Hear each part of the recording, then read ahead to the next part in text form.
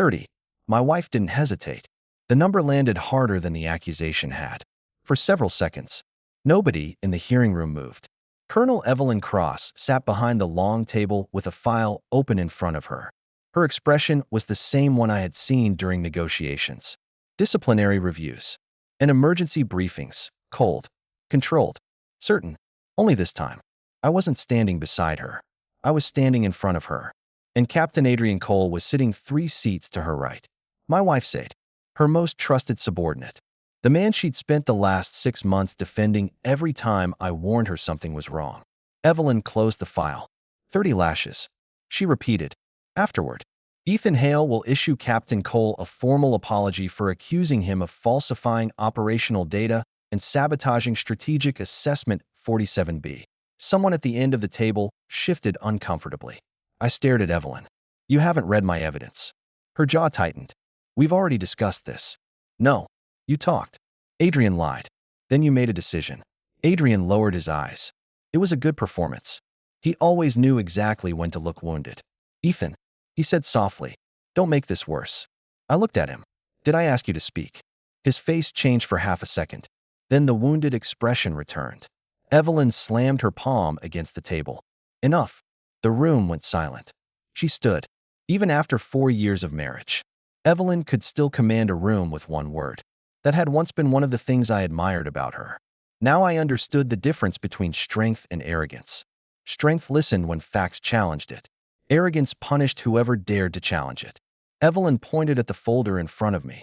The investigation found that you accessed Captain Cole's work terminal at 11:42 p.m.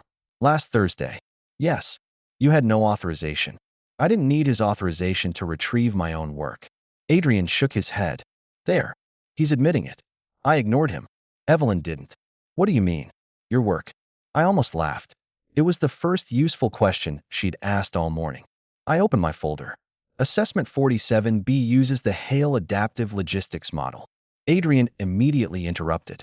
That methodology is mine. I pulled out the first page. Then explain equation 14. His mouth closed. I turned toward him. You developed it. Explain it. I'm not going to participate in some childish. Explain equation 14. Evelyn's eyes narrowed. Ethan, I didn't look at her. Or equation 19. Or the probability correction on page 87. You can choose. Adrian leaned back. This hearing isn't about testing me. No, it's about punishing me because you stole something you don't understand. His face reddened. Evelyn stepped around the table. That's enough.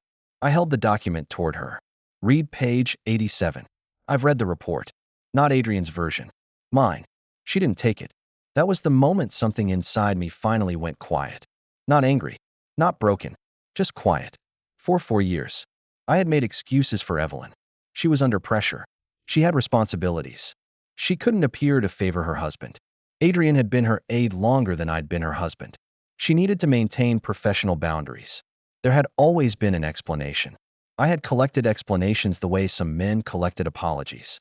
Eventually, I had so many that I stopped noticing I wasn't receiving respect. I lowered the document. You're refusing to read it. Evelyn looked around the room. Then back at me. This isn't the time. When would be a better time? After the punishment. Ethan, that's a yes or no question. Her voice dropped. Don't challenge me in front of my staff. There it was. Not prove your innocence. Not show me the evidence. Don't embarrass me. Adrian stood. Colonel, perhaps we should stop. I watched him carefully. He stepped closer to Evelyn. This has already gone too far. Ethan's upset. I understand why. He sees how much time we spend together, and I laughed. Adrian stopped. Evelyn's eyes flashed. What exactly is funny? He's doing it again. Doing what? Making this about jealousy. Adrian gave me a sad smile. Isn't it? No. I pulled another document from my folder. 3 weeks ago, I warned Evelyn that the projected failure rate in your report was wrong by 7%. His eyes flickered. 2 weeks ago, you submitted a corrected version. So, the correction was exactly 7%. He shrugged. I independently reached the same conclusion. At 2:13 in the morning, the room became noticeably quieter. Adrian's smile disappeared. I continued. Because that's when you accessed the encrypted backup of my original model. Evelyn turned toward him. Is that true? Finally, one crack. Adrian recovered quickly. I accessed shared archives. That's part of my job. The archive wasn't shared. I held up the access record. It was mine. Adrian looked at Evelyn. Colonel, this is exactly what I told you about. Ethan has been collecting information on me for months. Because you've been stealing from me for months. Enough. Evelyn snapped. I looked at her. She looked furious. But not at Adrian. At me. Of course. Adrian saw it too. He lowered his voice. I never wanted your marriage involved in this. That was almost impressive. He had inserted himself into our marriage while pretending to protect it. Evelyn turned back to me. Whatever professional dispute exists between you and Captain Cole will be reviewed separately. Separately. Yes. You're punishing me for accusing him before determining whether the accusation is true. You accessed restricted files to recover material he stole. You violated protocol. And he falsified a strategic assessment. Her expression hardened. That's your allegation. No. That's my evidence. I held the folder toward her again. She still didn't take it. Something became perfectly clear. This wasn't about evidence anymore. Maybe it never had been. Evelyn had already chosen who deserved belief. Adrian. I lowered my hand. All right. She seemed surprised. All right. Proceed. For the first time. Uncertainty crossed her face. Ethan, don't turn this into some dramatic gesture. I'm not. I removed my jacket, placed it over the back of the chair. Then I took off my watch. My wedding ring caught the overhead light. I looked at it for a moment. For years earlier, Evelyn had stood across from me and promised that whatever happened, we would never let rank, ambition, or pride become more important than us. Funny how vows sounded permanent until they became inconvenient. Ethan, her voice had changed. Softer. I looked up. She glanced at the people around us. Then at Adrian. You can still apologize. For what? For your conduct. Be specific. She hesitated. Adrian answered for her. For trying to destroy my reputation because you couldn't handle your wife's trust in me. I smiled. There it is. Evelyn frowned. What? The real reason. I walked toward Adrian. He stiffened. I stopped 2 feet away. You've wanted her to believe I'm jealous since the first time I caught you using my work. That's ridiculous. Is it? Yes. Then answer one question. He folded his arms. Go ahead. How does the correction factor in equation 14 work? Silence. I waited. Adrian looked at Evelyn. I'm not going to indulge him. You can't answer. I don't have to. You submitted the model. I supervised the team. You signed your name as principal analyst. His face tightened. Evelyn stepped between us. Stop. I looked over her shoulder at Adrian. He can't explain it because he didn't create it. Then I looked at my wife. And you know that now. Her eyes shifted. That was enough. She had doubt. Maybe only 5%. Maybe 1%. But it was there. And she proceeded anyway. Carry out the sentence. Nobody moved immediately. Evelyn's voice hardened. That was an order. I didn't fight. I didn't plead. The first strike burned across my back. My fingers tightened around the edge of the table. 1. The second came harder. 2. By the 5th, breathing became difficult. By the 10th, someone near the door looked away. Adrian didn't. Neither did Evelyn. At 15, she raised her hand. Stop. The room froze. I lifted my head. For one stupid second, some old part of me thought she had finally understood. Then she walked closer. Apologize now, and we'll end it here. I stared at her. That was worse than all 15. She wasn't stopping because she believed me. She was offering mercy in exchange for submission. I smiled. No. Her eyes widened. Ethan, 15 more. You don't need to prove anything. Neither do you. Her face went pale. I continued. But apparently we're both committed. Don't do this. I'm not the one doing it. That landed. I saw it. Adrian stepped forward. Colonel, maybe. I looked at him. No. Don't take this away from her. He stopped. Evelyn's lips parted. What does that mean? It means I want you to remember everyone. Her face hardened again. Continue. 16, 17, 18. Pain eventually stopped arriving as separate events. It became one continuous line of fire. 22, 23. I thought about the first apartment Evelyn and I rented. The broken heater. The cheap takeout. The night she'd received her first major promotion and cried against my shoulder because she thought she'd never make it. She had whispered, I couldn't have done this without you. Years later, Adrian received a commendation for an operational framework I'd built at our kitchen table. When I asked Evelyn why my contribution hadn't been mentioned, she'd kissed my cheek. You don't need a medal. Ethan, you know what you did. I had accepted that. That had been my mistake. 27. 28. Someone whispered. Colonel. Evelyn didn't answer. 29. The final strike came down. 30. Silence. I stayed where I was for several seconds. Then I straightened. Slowly. Evelyn was staring at me. She had expected anger. Maybe tears. Maybe surrender. I gave her none of them. Are we finished? Her mouth opened. Yes. Good. I picked up my watch. Then my jacket. My fingers reached the wedding ring. I pulled it off. The sound it made when I placed it on the table was almost nothing. Yet everyone heard it. Evelyn stared at the ring. What are you doing? Correcting another mistake. Her expression changed. Put it back on. No. Ethan. You ordered 30 lashes because Adrian accused me of something your own evidence could disprove. I told you his conduct will be reviewed. After mine. Yes. Because exactly. I pushed the ring toward her. Adrian looked uncomfortable now. Good. Evelyn didn't touch it. This is ridiculous. You're emotional. I've never been calmer. Don't make decisions like this while you're angry. You made one 30 minutes ago. Her face tightened. I walked toward the door. Wait. I stopped. You're entitled to one phone call before you're released from the disciplinary hold. I almost smiled. I'd forgotten about that. Evelyn continued. If you want someone to pick you up, make the call. Adrian muttered. Maybe his family can finally talk some sense into him. I turned around. He smiled faintly. He thought he'd won. Evelyn thought this was a marital crisis. Adrian thought this was professional jealousy. Neither of them understood what was about to happen. I took the phone. There was one number I hadn't dialed in almost 6 years. I remembered it anyway. The line rang twice. A woman's voice answered. Hail, residents. This is Ethan. Silence. Then, Mr. Ethan. Yes. Her voice changed instantly. One moment. I heard movement. Then another voice. Older. Deep. A voice I had spent years avoiding. Ethan. Grandfather. Another silence. Richard Hale didn't waste words. What's happened? I looked at Evelyn. She was watching me. So was Adrian. I said, I'm done. My grandfather understood what I meant. Done with what? Protecting her career. Evelyn's expression shifted. I continued. And grandfather? Yes. I need the family file reopened. His answer came immediately. Who hurt you? I looked directly into my wife's eyes. My wife. Richard Hale became silent. Then he asked, name. Colonel Evelyn Cross. A pause. How badly? I glanced at my jacket. 30 lashes.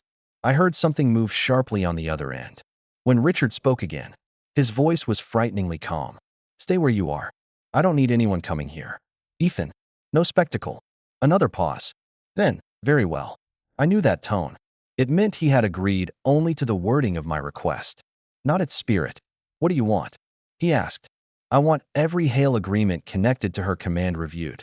Evelyn took one step toward me. Ethan. I raised a hand. She stopped. Richard asked, all of them. All. And your status? Restore it. That was the first moment Adrian looked genuinely nervous. Richard didn't ask whether I was sure. He simply said, welcome home. The call ended. I handed the phone back. Evelyn stared at me. What did you just do? Exactly what you did. What does that mean? I stopped protecting my spouse. I walked out. 20 minutes later, Evelyn's phone rang. I was still in the adjoining corridor when I heard someone hurry toward the hearing room. Then another call came. Then another. I didn't turn around. Behind me, Evelyn said, what? Silence. Then, who authorized the review? Another silence. Her voice changed. Hale. I stopped. Only for a second. Inside the room, someone apparently handed her another document.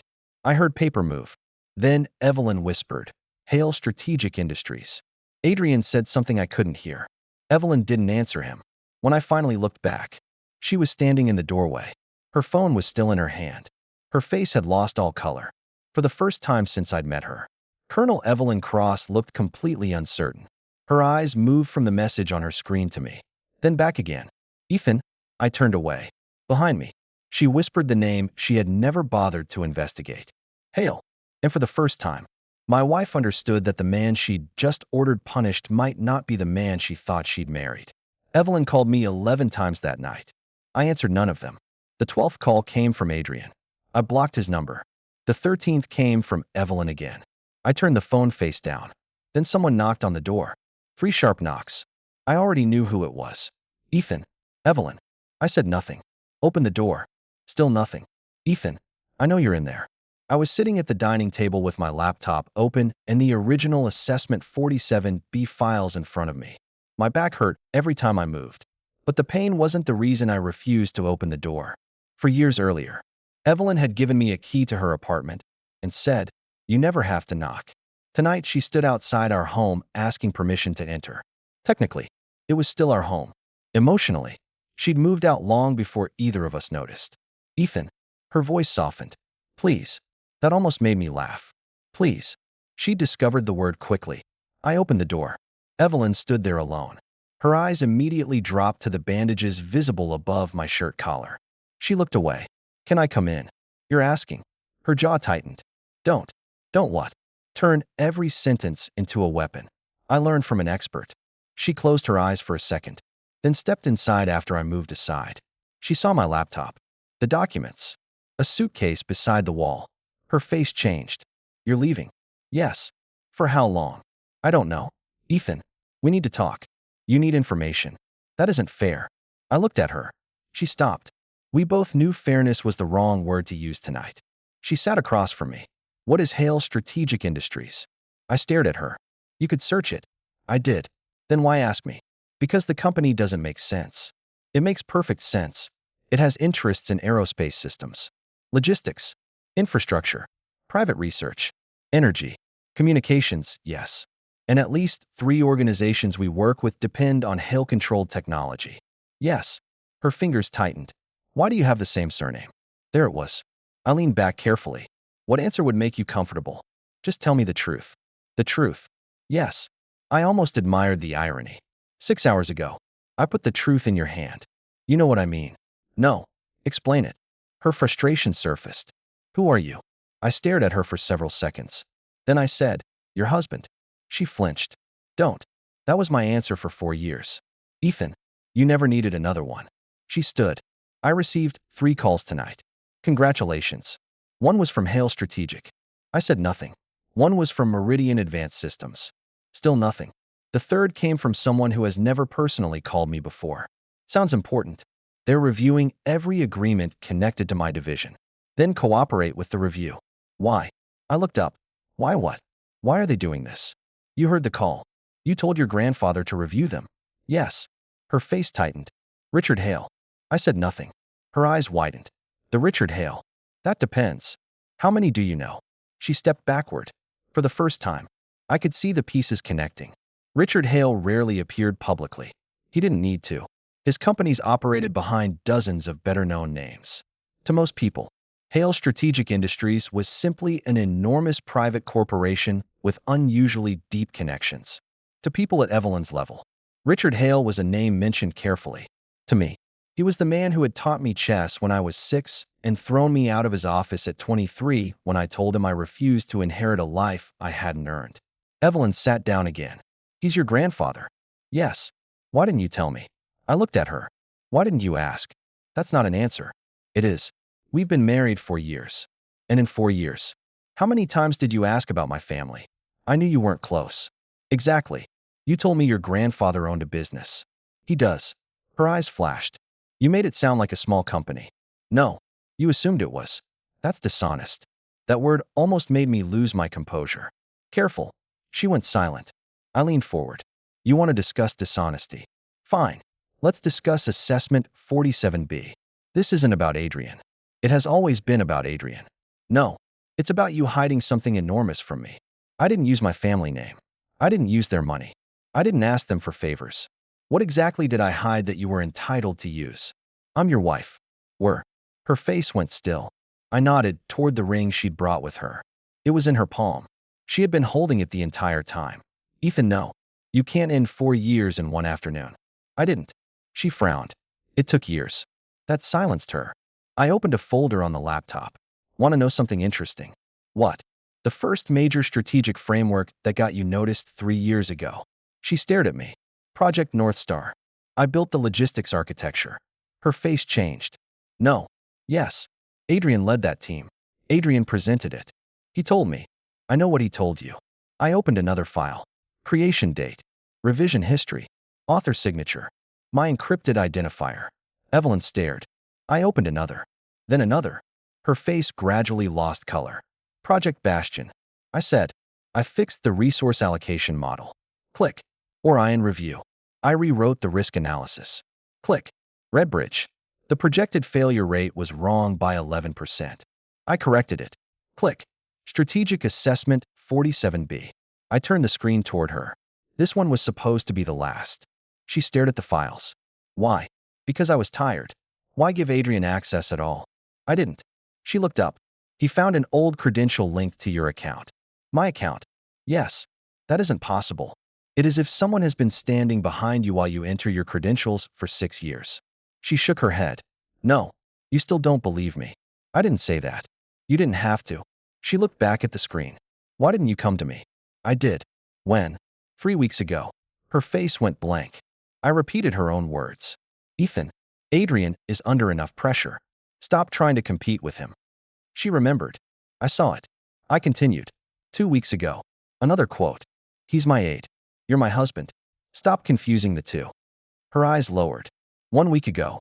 I didn't need to remind her. She whispered it herself. You said the numbers were stolen. And you told me jealousy wasn't attractive. Silence. Evelyn's fingers closed around my wedding ring. I was wrong. It was the first time she'd said it. It didn't feel as satisfying as I'd imagined. About which part? All of it. No. She looked at me. You're not there yet. Her eyes hardened slightly. What does that mean? You're sorry because Hale Strategic called. That isn't true. If my grandfather hadn't called, would you be here? She opened her mouth. Nothing came out. I nodded. Exactly. I stopped the punishment at 15 and offered to stop if I apologized to Adrian. I didn't know. You refused to know. That hit harder. She looked away. For several seconds. Neither of us spoke. Then she asked, what exactly did your grandfather do? I don't know. You told him to review the agreements. Yes. Ethan, one of those agreements supports a project involving hundreds of people. Then if the project is sound, the review shouldn't hurt it. You know how this works. Yes. Then you know even a temporary hold could damage everything I've built. I stared at her. Everything I've built. There it was again. She heard it too. Her expression shifted. I didn't mean yes. You did. I meant my division. You've always meant your career. That isn't fair. Stop using that word. She stood again. Fine. What do you want from me? Nothing. Everyone wants something. I wanted a wife who believed me enough to read one folder. Her anger disappeared. I continued. I wanted you to ask Adrian one question before ordering 30 lashes. She looked at the floor. I wanted you to notice that the man you called mediocre somehow kept fixing the problems your brilliant aide couldn't solve. Ethan, but I don't want any of that now. She swallowed. What do you want? To leave. She stared at the suitcase. I won't accept that. I almost smiled. You think this is another order? No. Then your acceptance isn't required. Her phone rang. She ignored it. It rang again. Answer it. I came here to talk to you. Answer it. Evelyn. She finally did. Cross. I watched her expression change. Yes. Pause. When? Another pause. All three. She looked at me. Who requested it? Silence. No. Don't send it through the normal channel. Send it directly to me. She ended the call. What happened? She stared at me. 3 cooperation agreements have been placed under formal review. Then grandfather moves faster than I remember. This isn't funny. I didn't laugh. 2 are with Hale subsidiaries. And the third? She hesitated. Meridian. I nodded. Meridian Advanced Systems. My Aunt Caroline sat on its board. Evelyn didn't know that yet. I decided not to spoil every surprise in one night. She walked closer. Call him. No. Ethan. No. Tell him this is between us. It was. What does that mean? It was between us when I asked you to read the evidence. She went silent. It was between us when Adrian took my work. I stepped closer. It was between us when you chose his word over mine. Another step. It stopped being between us when you turned your husband's humiliation into an official punishment. Her eyes glistened. I had seen Evelyn cry exactly twice. Once when her mother died. Once when she received the promotion she'd worked 10 years for. I didn't want to see it tonight. I turned away. Go home. This is my home. Then I'll go. I reached for the suitcase. She grabbed the handle first. No. Move. No. Evelyn. We're not ending like this. Like what? Because of Adrian. I stared at her. You still think this is because of him? What else is it? You. She froze. Adrian lied because Adrian is a liar. That's simple. I gently removed her hand from the suitcase. You believed him because believing him was easier than respecting me. She stepped backward. That is why we're ending. I took the suitcase. At the door, she said, "Where are you going?" "Home. This is home." I looked back. No, this was where I lived while I helped you build yours. I left. My grandfather was waiting the next morning. Not in some giant boardroom. Not surrounded by assistants. He was sitting at the breakfast table in the Hale family house, drinking coffee and reading printed reports as if the last 6 years hadn't happened. His hair was almost completely white now. He looked older. He also looked exactly as dangerous as I remembered. He didn't stand when I entered. Late. I checked the clock. It's 7. You used to wake at 5. I discovered sleep. Clearly marriage weakened you. I sat across from him. Good morning to you too. He finally looked up. His eyes stopped at the bandage visible near my collar. The humor disappeared. Show me. No. Ethan. I'm not 12. No. When you were 12. You listened occasionally. I don't remember that. I do. He put the report down. 30. Yes. His jaw tightened. Ordered by your wife. Yes. For the aide.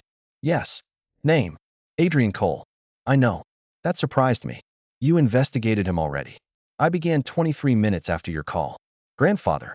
You asked for a review of the agreements. I reviewed the environment surrounding the agreements. That sounds suspiciously broader. It is. I sighed. You promised no spectacle. I haven't made one. Yet. He almost smiled. Then his expression hardened. Why didn't you call sooner? Because I didn't need you. You needed someone. No. I needed to stop being stupid. He studied me. Explain. I told him. Not everything. Enough. Adrian's reports. The stolen models. Evelyn's refusal to investigate. The punishment. The ring. Richard listened without interrupting.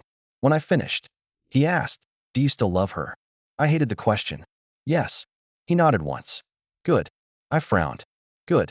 If you hated her, you'd make stupid decisions. And love makes people intelligent. No. Your marriage disproves that. I almost laughed. Almost. Richard pushed a file across the table. What is this? Your status restoration. I didn't open it. I said restore my status. I didn't say give me a position. You don't have one. Good. You will. No. He leaned back. You've been hiding for 6 years. I've been living. You've been building systems for other people and allowing an idiot named Adrian Cole to sign them. I stared at him. How much do you know? Enough to be annoyed. He opened another file. Project North Star. I said nothing. Bastion. Nothing. Redbridge. I frowned. How did you get those? Richard looked offended. My company funded 2 of them. Of course. He tapped the file. You walked away from Hale Strategic because you wanted to prove you could succeed without the name. Yes. And then you succeeded anonymously. I didn't care about credit. That's not humility. Ethan. What is it? Bad asset management. That was my grandfather. He could turn emotional damage into corporate vocabulary. I shook my head. I didn't come back for a job. I know. Then stop. No. Before I could answer, the door opened. A woman entered carrying a tablet. Margaret Sloan, Richard's chief legal officer. She had known me since I was a teenager. Her expression changed when she saw me. Ethan. Morning. Margaret. She walked over and hugged me before I could stop her. Then she noticed the bandage. Her face went cold. Is this yes? Richard said. Margaret looked at him. All 30. Yes. Her eyes hardened. I raised a hand. Don't. Don't what? Whatever you're thinking. She put the tablet down. I was thinking 30 separate legal questions. No. Richard smiled slightly. That's why I keep her. I ignored him. What happened with the agreements? Margaret opened the tablet. 3 are under review. Only review. For now? Good. Richard looked disappointed. I pointed at him. No retaliation. Define retaliation. Anything you would enjoy. Margaret actually laughed. Richard didn't. You're protecting her again. He said. No. Yes. I'm protecting innocent people whose livelihoods depend on those agreements. He studied me for a moment, then nodded. Fine. Margaret swiped to another page. There is something else. What? Assessment 47B. I looked at her. How do you know about it? Hale Strategic owns the underlying licensing rights to 2 analytical systems referenced in the assessment. I frowned. That shouldn't matter. It wouldn't. She turned the tablet toward me. Except Captain Adrian Cole certified that he was the original architect of the adaptive model. My expression changed. Richard noticed. He claimed authorship. Yes. Margaret continued. He didn't simply submit your work internally. He used it to satisfy an external intellectual property certification. That was different. Much worse. I took the tablet. There it was. Adrian Cole, principal architect. Original methodology. I read the certification twice. He signed this, digitally and physically. When? 4 months ago. I looked at Richard. He was no longer smiling. Now, he said, may I investigate him? I handed the tablet back. Yes. Margaret gathered the files. I'll begin immediately. No, Richard said. She stopped. We already began. Of course they had. My phone vibrated. Evelyn. I almost ignored it. Then I saw the message. We need to talk. It's about Adrian. Another arrived. He can't explain the model. Then, Ethan, I think you were right. I stared at the words. Yesterday, I would have given almost anything to read them. Today they felt late. Richard watched me. Her. Yes. What does she want? The truth. He picked up his coffee. She had it yesterday. I looked at him. He raised one eyebrow. What? I'm old. Not subtle. My phone rang. Evelyn again. This time I answered. What? Her breathing sounded uneven. Ethan, what happened? I asked Adrian about equation 14. I said nothing. He couldn't explain it. I know. I asked him about 19. And he said the technical team handled it. Of course. Then I asked him to reproduce the correction model. I waited. He couldn't. Her voice cracked slightly. Ethan, I need you to tell me something. What? How much of his work was yours? I looked through the window toward the Hale property I had spent years refusing to call home. Ask him. He won't answer. That's your problem. Please. There was that word again. Ethan, please. I closed my eyes. 9. Silence. What? Of the 12 major assessments Adrian has been publicly credited for during the last 3 years, I contributed substantially to 9. She stopped breathing for a second. 9. Yes. Why? Because most of them were originally supposed to help you. Silence. Then she whispered, oh God. I didn't respond. Ethan, what? I thanked him. Yes. I promoted him. Yes. I defended him. Yes. Another silence. And yesterday, I waited. She couldn't finish. So I did. You gave me 30 lashes for accusing him. Her breathing broke. I didn't know. You didn't want to know. I know that now. Good. What happens next? That question surprised me. Not because I didn't have an answer. Because for the first time, Evelyn sounded like she understood that she was no longer the person deciding what happened next. I looked at Richard. My grandfather was reading another report. Margaret was already making calls. 6 years ago, I had walked away from this world because I wanted to know who I was without the Hale name. Yesterday, my wife had answered a different question. She had shown me who I became when I allowed love to erase my boundaries. I picked up the status file Richard had placed in front of me. Then I answered Evelyn. Now. Yes. Now you investigate Adrian. And us. There is no us to investigate. Ethan. I ended the call. At almost the same moment, Margaret's phone rang. She answered, listened, then looked at Richard. Sir. Richard raised his head. What? The third agreement review has triggered a wider compliance audit. I frowned. I didn't request that. No. Who did? Margaret looked at me. Meridian. Richard smiled. I immediately disliked that smile. What? He picked up his coffee. Your Aunt Caroline heard what happened. I stared at him. You told her. I didn't. Then who did? He looked toward Margaret. Margaret suddenly became extremely interested in her tablet. Margaret. She cleared her throat. Families communicate. I groaned. Richard leaned back. Ethan. What? You wanted one call. Yes. You made one call. He lifted his coffee cup. The problem is that you called a Hale. My phone vibrated again. This time it wasn't Evelyn. It was an automated notice. Strategic Cooperation Review expanded. 3 agreements. 5 connected programs. 12 pending approvals. And at the bottom was a name I hadn't seen attached to my own affairs in 6 years. Hale Strategic Industries. Executive Review authorized. I looked at my grandfather. You said review. It is a review. This looks like a siege. Then your wife's aide shouldn't have built the walls out of stolen paper.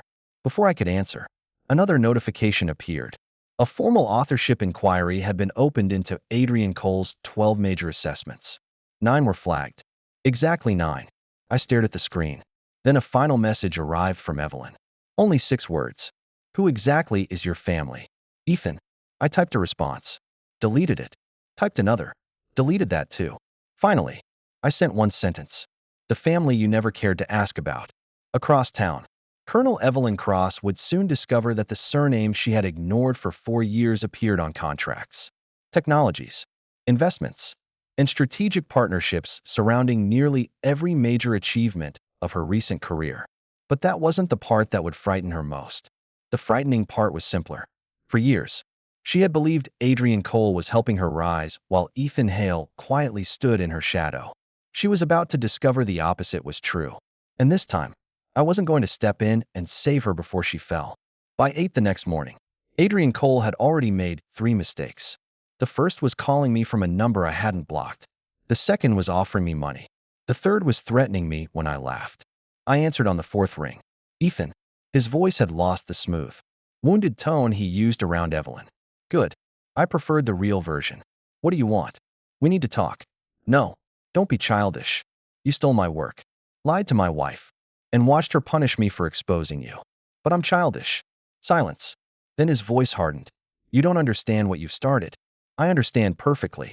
No, you don't. I leaned back in the chair. Across the room, Margaret Sloan was reviewing documents with 2 analysts.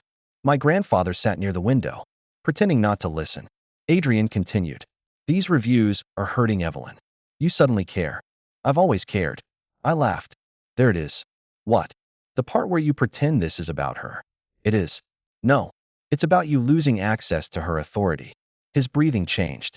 You think your family name makes you untouchable. No. Then tell them to stop. No. Ethan. I said no. He lowered his voice. Fine. What do you want? Nothing from you. Everyone wants something. You sound like Evelyn. That irritated him. Name a number. I glanced at Margaret. She looked up. I put the call on speaker. Adrian continued. 2 million. Margaret's eyebrows rose. I said nothing. 5. Still nothing. 10 million. My grandfather looked offended. Not because of the bribe. Because Adrian apparently thought 10 million was impressive. I finally said, you've misunderstood something. What? I don't need your money. Then what? I want you to explain equation 14. Silence. Margaret smiled. My grandfather looked away. But I saw his shoulders move. Adrian hissed. This again. Yes. Stop playing games. You submitted the model. Explain it. I don't owe you an explanation. No. You owe Evelyn one. His voice sharpened. She doesn't need to know every technical detail. That attitude has carried you pretty far. Watch yourself. I stared at the phone. Was that a threat? Another silence.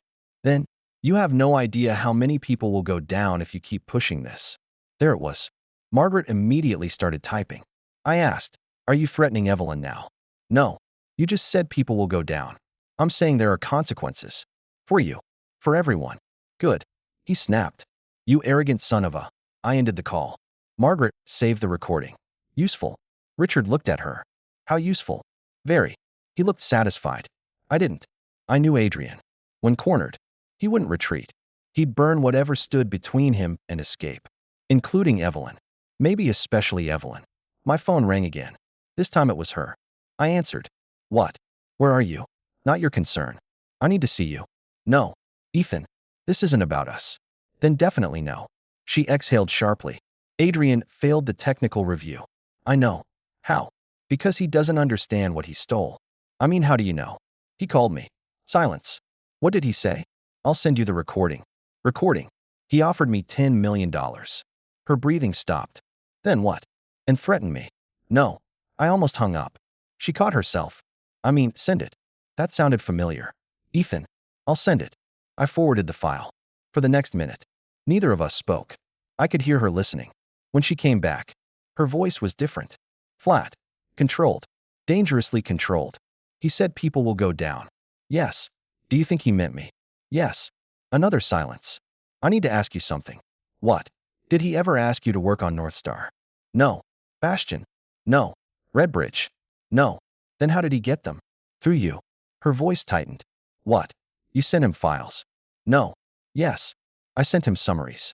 You forwarded entire attachments more than once. I thought he needed them for coordination. He did. For what? To steal them. She went quiet. I remembered those nights. Evelyn would come home exhausted. Adrian needs the model before morning. Adrian asked if you can check this. Adrian says the team needs the revised table. I helped because I thought I was helping her.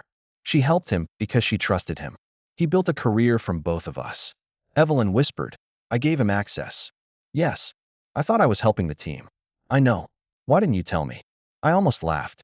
Then I didn't. I did. She said nothing. That was answer enough. 3 hours later, the first internal review report came back. 12 major projects. 9 contained significant material traceable to me. 7 contained direct structural duplication. For included portions that had been altered just enough to disguise origin. 2 had been submitted externally under Adrian's name. 1 carried a formal originality certification. Margaret placed the report in front of me. This isn't accidental. No, it's systematic. Yes. Richard folded his hands. What happens if Evelyn's office concludes she knowingly approved it? I looked at him. She didn't. You're certain? Yes. Even now. I didn't like the question. She was arrogant, careless, biased, and she wasn't part of the theft. Richard studied me. You're still protecting her? No. Yes. I'm stating facts. He nodded. Good. Keep doing that. I frowned. He continued. Revenge makes men sloppy. I don't want revenge. Then what do you want? I looked down at the report. Truth. Richard smiled faintly. More expensive. That afternoon, Evelyn called again. This time, I answered immediately. What happened? He lied to me. That's not new. I asked him directly. And he said you volunteered all of it. I leaned back. Of course. He said you wanted to help me, but didn't want credit. That part is true. She paused. What? I wanted to help you. I didn't want public credit. Then maybe, but I didn't give him permission to claim authorship. Silence. He said you did. I didn't. How can I prove that? You can't. Her frustration returned. Ethan, you asked how to prove I never gave permission.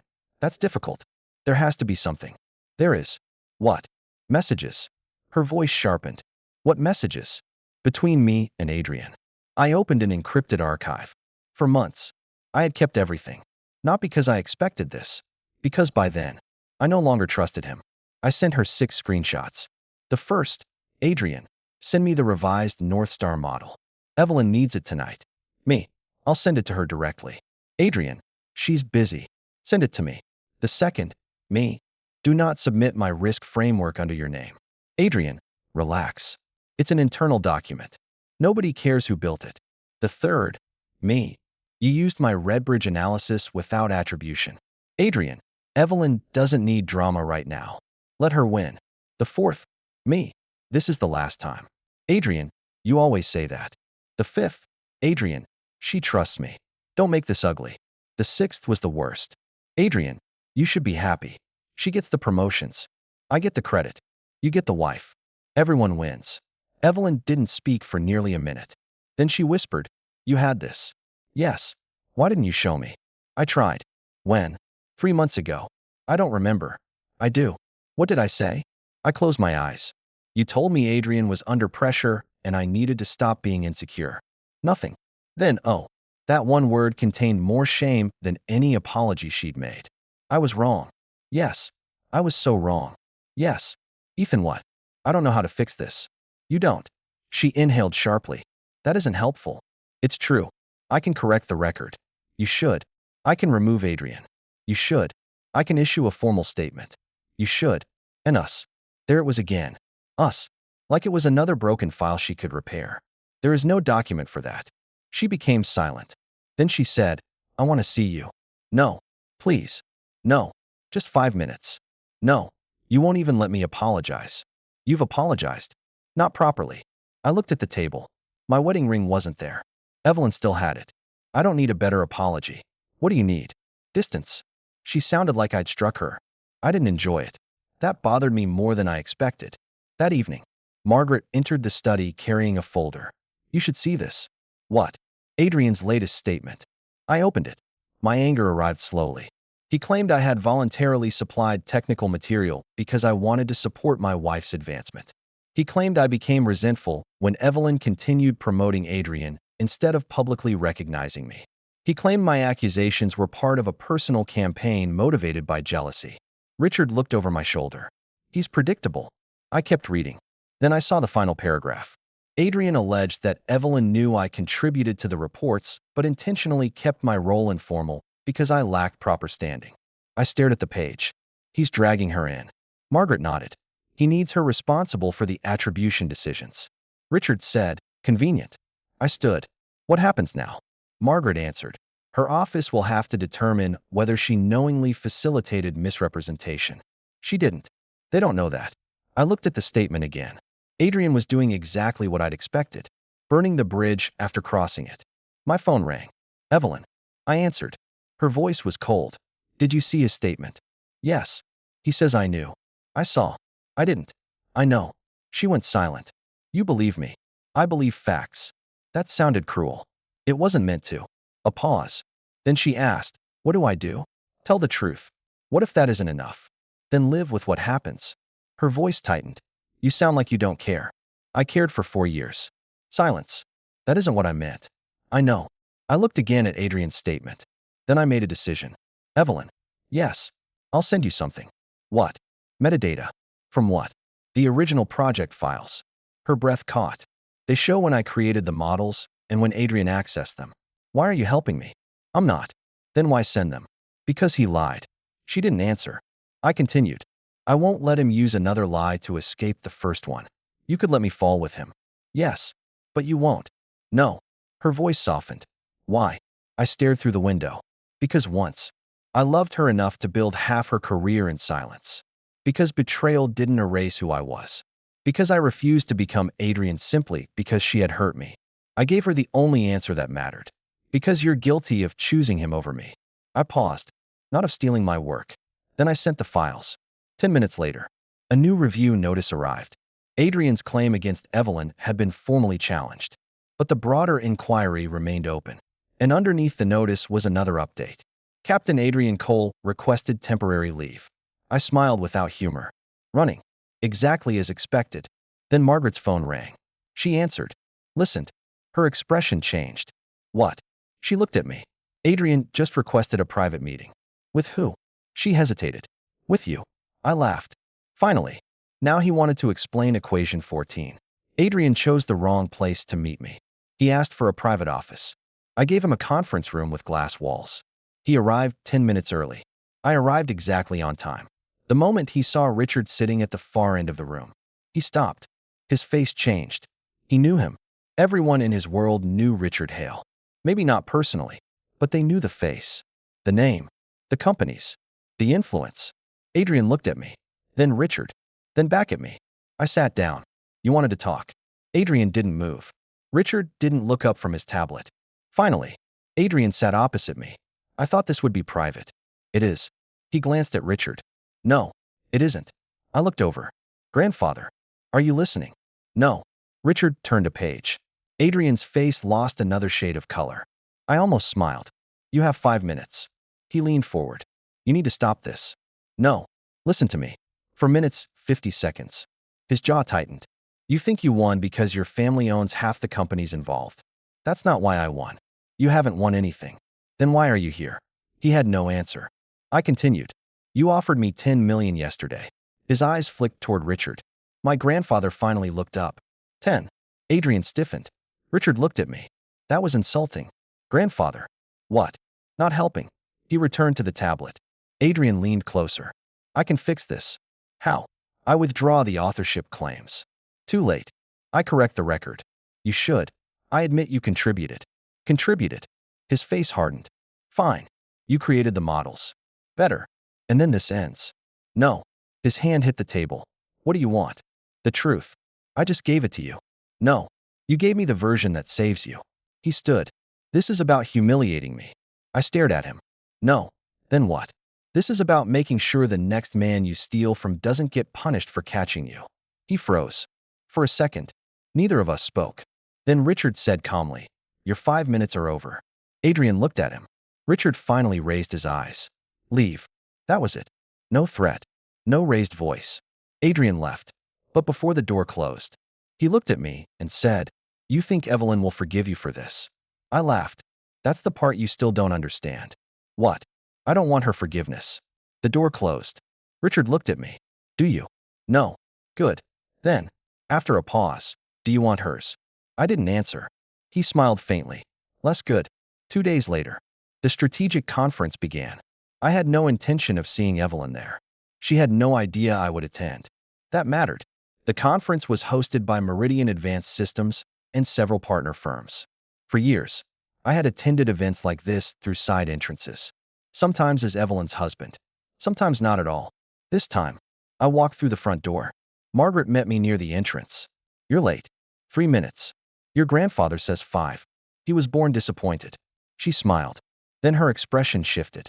"Evelyn is here." I stopped. "With Adrian?" "Yes. Of course." "Why?" "His suspension hasn't been finalized." "Convenient."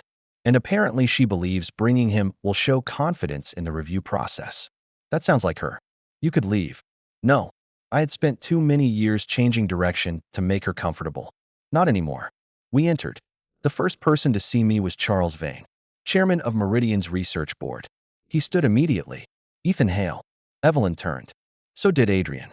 Charles crossed the room and shook my hand. "Richard said you were finally coming back." I smiled. "He exaggerates. He said you were stubborn." "That part is accurate." Another executive joined us. Then another. Within 30 seconds, the room had shifted. Not dramatically, not theatrically. Something worse for Evelyn. Naturally, people knew me. They greeted me. They referenced work I'd done years ago. They asked whether I'd be returning to Hale Strategic. Evelyn stood 20 feet away, watching. Adrian looked like he'd swallowed glass. Finally, she approached. "Ethan." I looked at her. "Colonel." She flinched. Not because the title was wrong, because I had removed everything personal from it. Charles looked between us. "You two know each other." Evelyn answered first. "He's my husband." I said nothing. Charles smiled awkwardly. "Then that makes things simpler." "No," I said. "It doesn't." Evelyn's face tightened. Adrian stepped forward. "Mr. Hale." I almost admired the nerve. He forced a smile. "I didn't realize you'd be attending. I didn't realize you'd still be invited." His smile vanished. Evelyn said quietly, "Not here." I looked at her. "Then tell him not to speak to me." Charles sensed the tension and changed the subject. "Ethan, we've got a modeling issue your grandfather said you might look at." Adrian immediately said, "I'm sure the technical team can handle it." Charles looked at him. "They've been trying for 6 months." Adrian smiled. "All the more reason not to oversimplify." I looked at Charles. "Show me." We moved to the presentation table. The problem appeared on screen. Supply route variability. Projected failure rates. Resource limitations. I recognized the structure in seconds. Adrian stood nearby with Evelyn. He watched me carefully. I asked 3 questions. Then 5. Then I took the marker. 10 minutes later, I rewrote the allocation logic. Charles stared at the board. One of the analysts whispered, "That closes the instability loop." Another nodded. "It also removes the redundant reserve requirement." Charles looked at me. "How did you see that?" "Because your problem isn't supply." "What is it?" "Timing." Adrian folded his arms. "That model isn't tested." I looked at him. "Then test it." He did. Or tried. Within minutes, the numbers stabilized. The analyst looked shocked. Charles laughed. "Richard was right." "About what?" "He said the man who designed the original framework would see the flaw immediately." The room went silent. Evelyn stared at me. Adrian's face froze. I turned slowly. "What did he say?" Charles looked confused. "That you designed the original Meridian framework." Evelyn whispered, "You." I didn't answer. Charles continued, "Of course. Ethan built the first version 8 years ago." Adrian said quickly, "That framework was developed by a full team." Charles looked at him. "No." Silence. "He had support." Charles added, "But the architecture was his." Evelyn looked like she'd been struck. I knew why. 3 years ago, Adrian had presented an adapted version of that same framework to her division. He had received a major commendation. She had celebrated with him. I had cooked dinner alone. That memory surfaced without permission. Evelyn walked toward me after the session ended. "Ethan, not now. Please." "No." "I didn't know." "You keep saying that." "Because it's true." It stopped being an excuse. She swallowed. "I thanked Adrian for this." "Yes." "I gave him recognition." "Yes."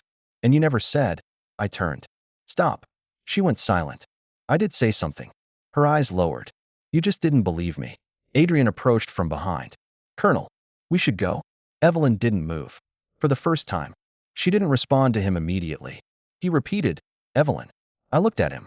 "You may want to stop using her first name right now." His face tightened. She turned toward him. "Go back inside."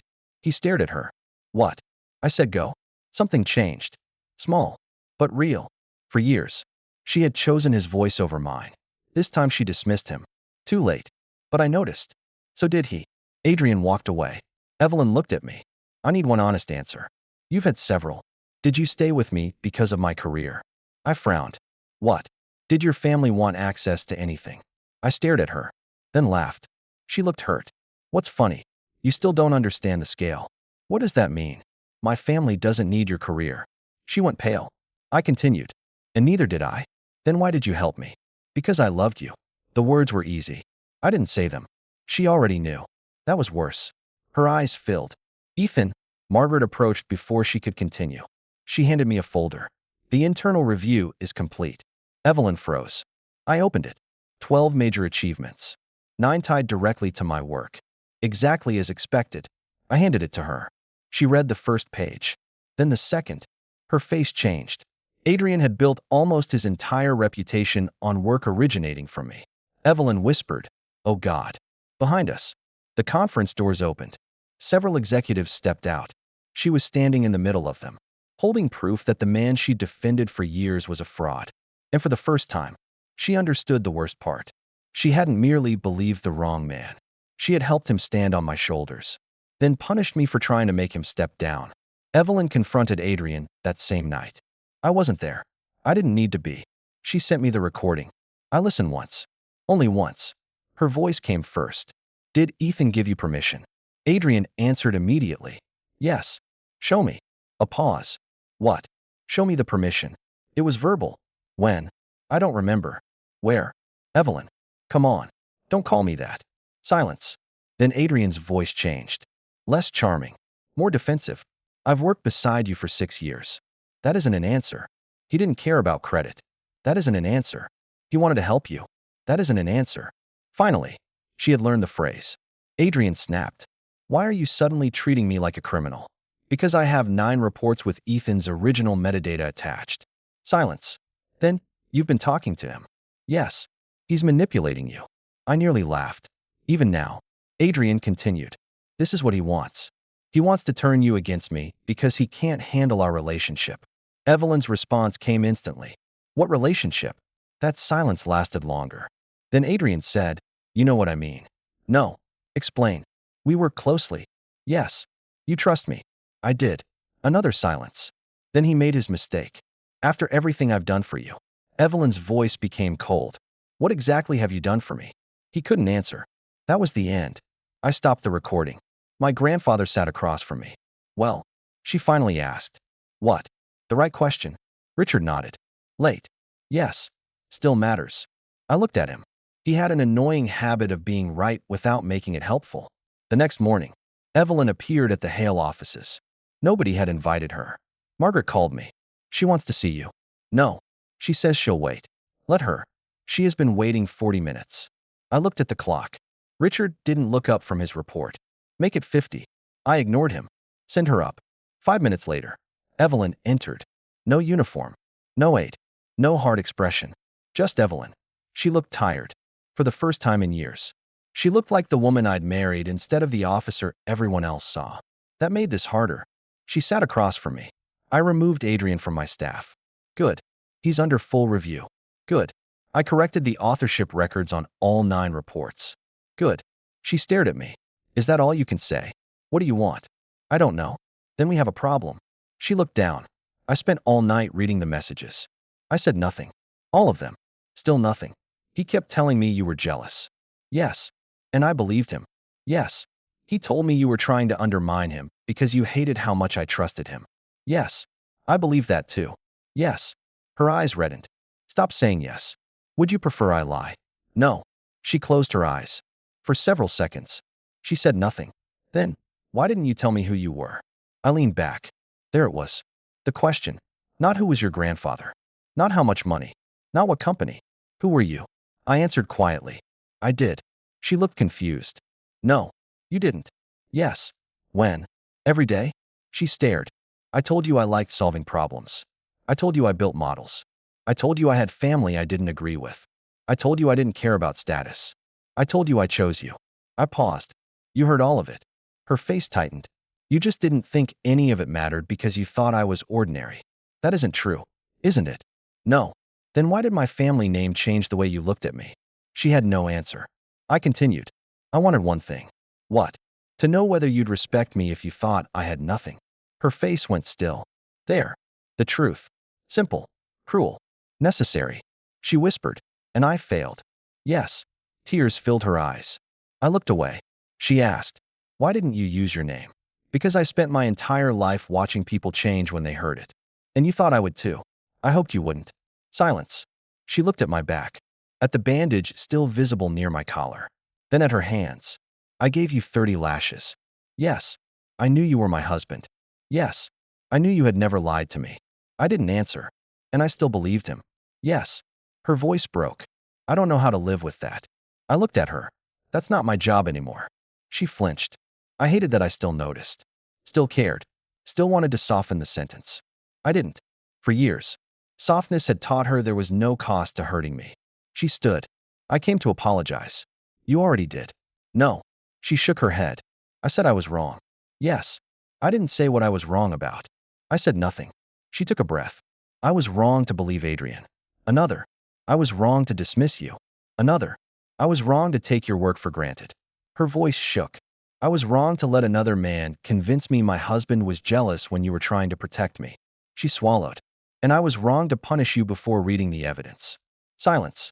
Then, I humiliated you in front of everyone. Yes. I hurt you because admitting Adrian might be lying would mean admitting I'd been wrong about him for years. That one surprised me. She finally understood. Her pride hadn't protected Adrian because she trusted him. Not entirely. She protected him because if he was a fraud, then she had spent years rewarding the wrong man. Every defense of Adrian had also been a defense of her own judgment. She whispered, I chose my pride over you. I looked at her. Yes. She nodded slowly. No argument. No excuse. For the first time, she accepted it. I am sorry. I believed her. That was the problem. Because believing an apology did not restore a marriage. I know. Her eyes lifted. Do you forgive me? I took too long to answer. She noticed. Finally, I said, not yet. She nodded. Tears slid down her face. She wiped them away immediately. Old habit.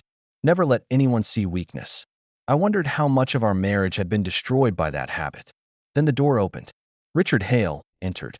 He stopped. His eyes went to Evelyn. Then to me. He knew exactly who she was. Of course he did. Evelyn stood. Mr. Hale. Richard said nothing. He walked to the table and placed a folder down. Then he looked at me. Is this her? The room became still. I knew what he meant. Evelyn did too. I answered, yes. Richard turned toward her. His expression wasn't angry. That was worse. Colonel Evelyn Cross. Yes, sir. My grandson tells me not to interfere with your career. Evelyn looked at me. I said nothing. Richard continued. He says facts should decide what happens to you. Her face changed. I appreciate that. I didn't ask whether you appreciated it. She went silent. Richard's voice remained calm. I have one question. She straightened. What is it? Did you order 30 lashes? Her face lost color. Yes. Richard nodded once.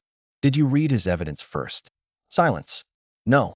Did you ask the man you trusted to explain the work he claimed to create? No. Did Ethan lie to you? No.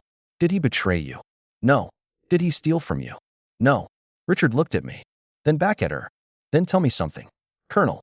His voice became quieter. What exactly did my grandson do to deserve what you gave him? Evelyn's lips parted. Nothing came out. For once. Rank couldn't save her. Authority couldn't save her. Adrian couldn't speak for her. She had to stand there alone with the answer. Finally, she whispered, nothing. Richard nodded. Good. She looked up. His expression didn't change. Then at least we agree on the facts. He picked up the folder. Evelyn stared at him. Are you going to destroy my career? Richard looked almost bored. No. She blinked. No. My grandson asked me not to. Her eyes shifted toward me again. Richard continued. But don't confuse his restraint with weakness. He placed the folder in front of her. This contains the complete review of Adrian Cole. She opened it. Her face changed almost immediately. I leaned forward. What is it? Richard answered. Plagiarism was the smallest problem. Evelyn turned another page. Then another. Her hand began to shake. What did he do? Richard looked at her. He manipulated budgets. Another page. He falsified performance data. Another. He used your authorization credentials on multiple submissions. Evelyn stared. No. Yes. He couldn't. He did. She looked at me, then back at the file. Richard spoke one final sentence.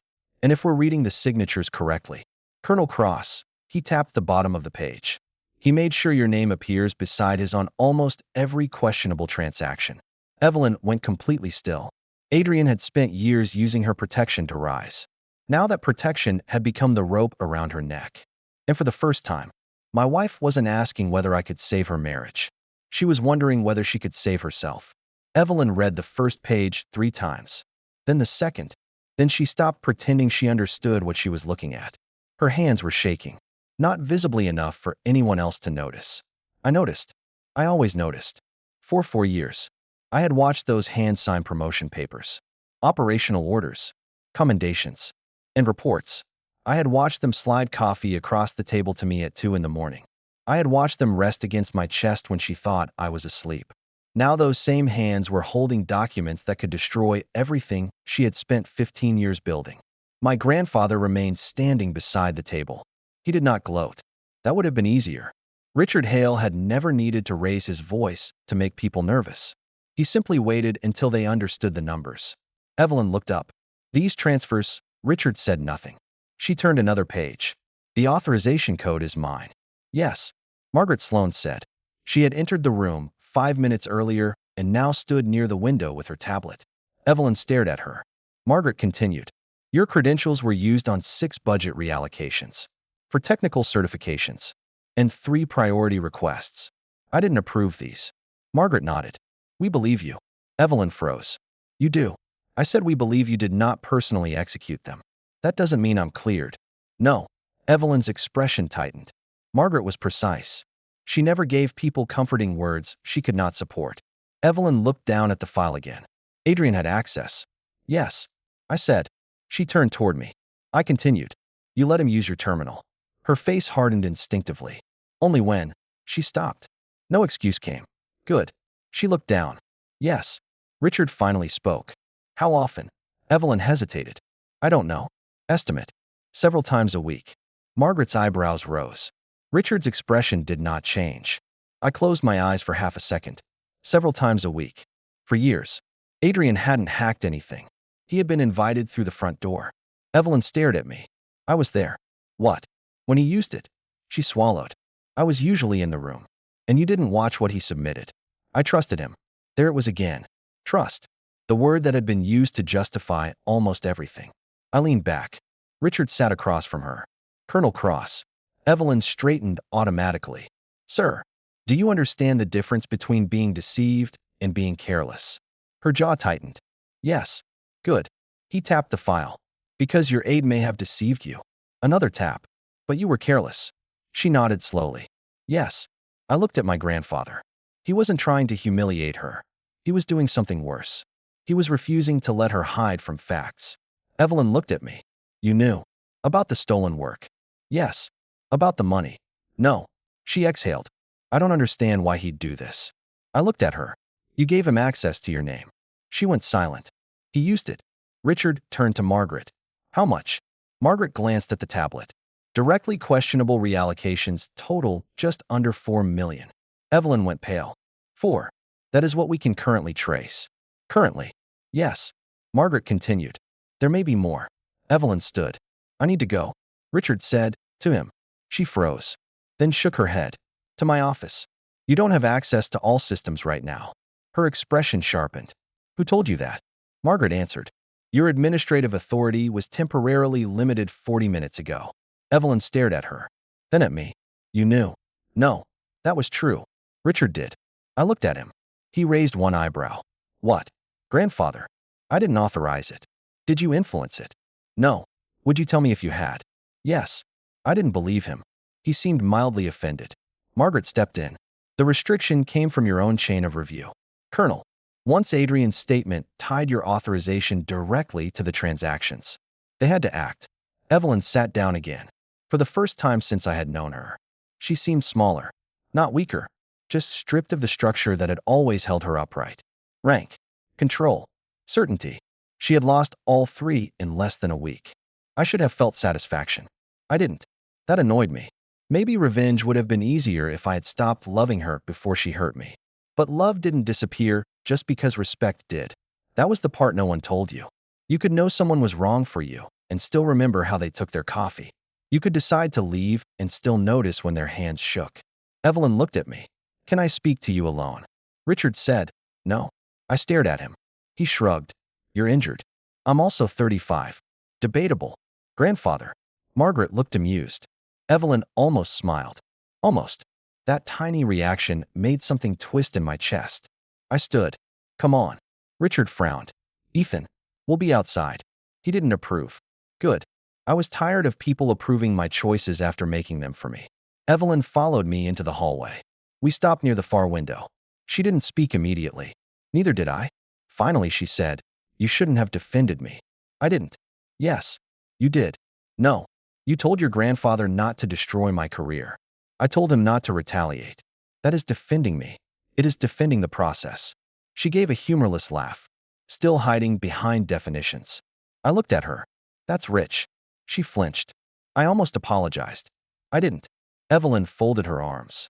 What happens if they decide I knowingly enabled him? I don't know. You do. No. Your family has people who know. My family isn't controlling the review. But they could. I stared at her. She looked away first.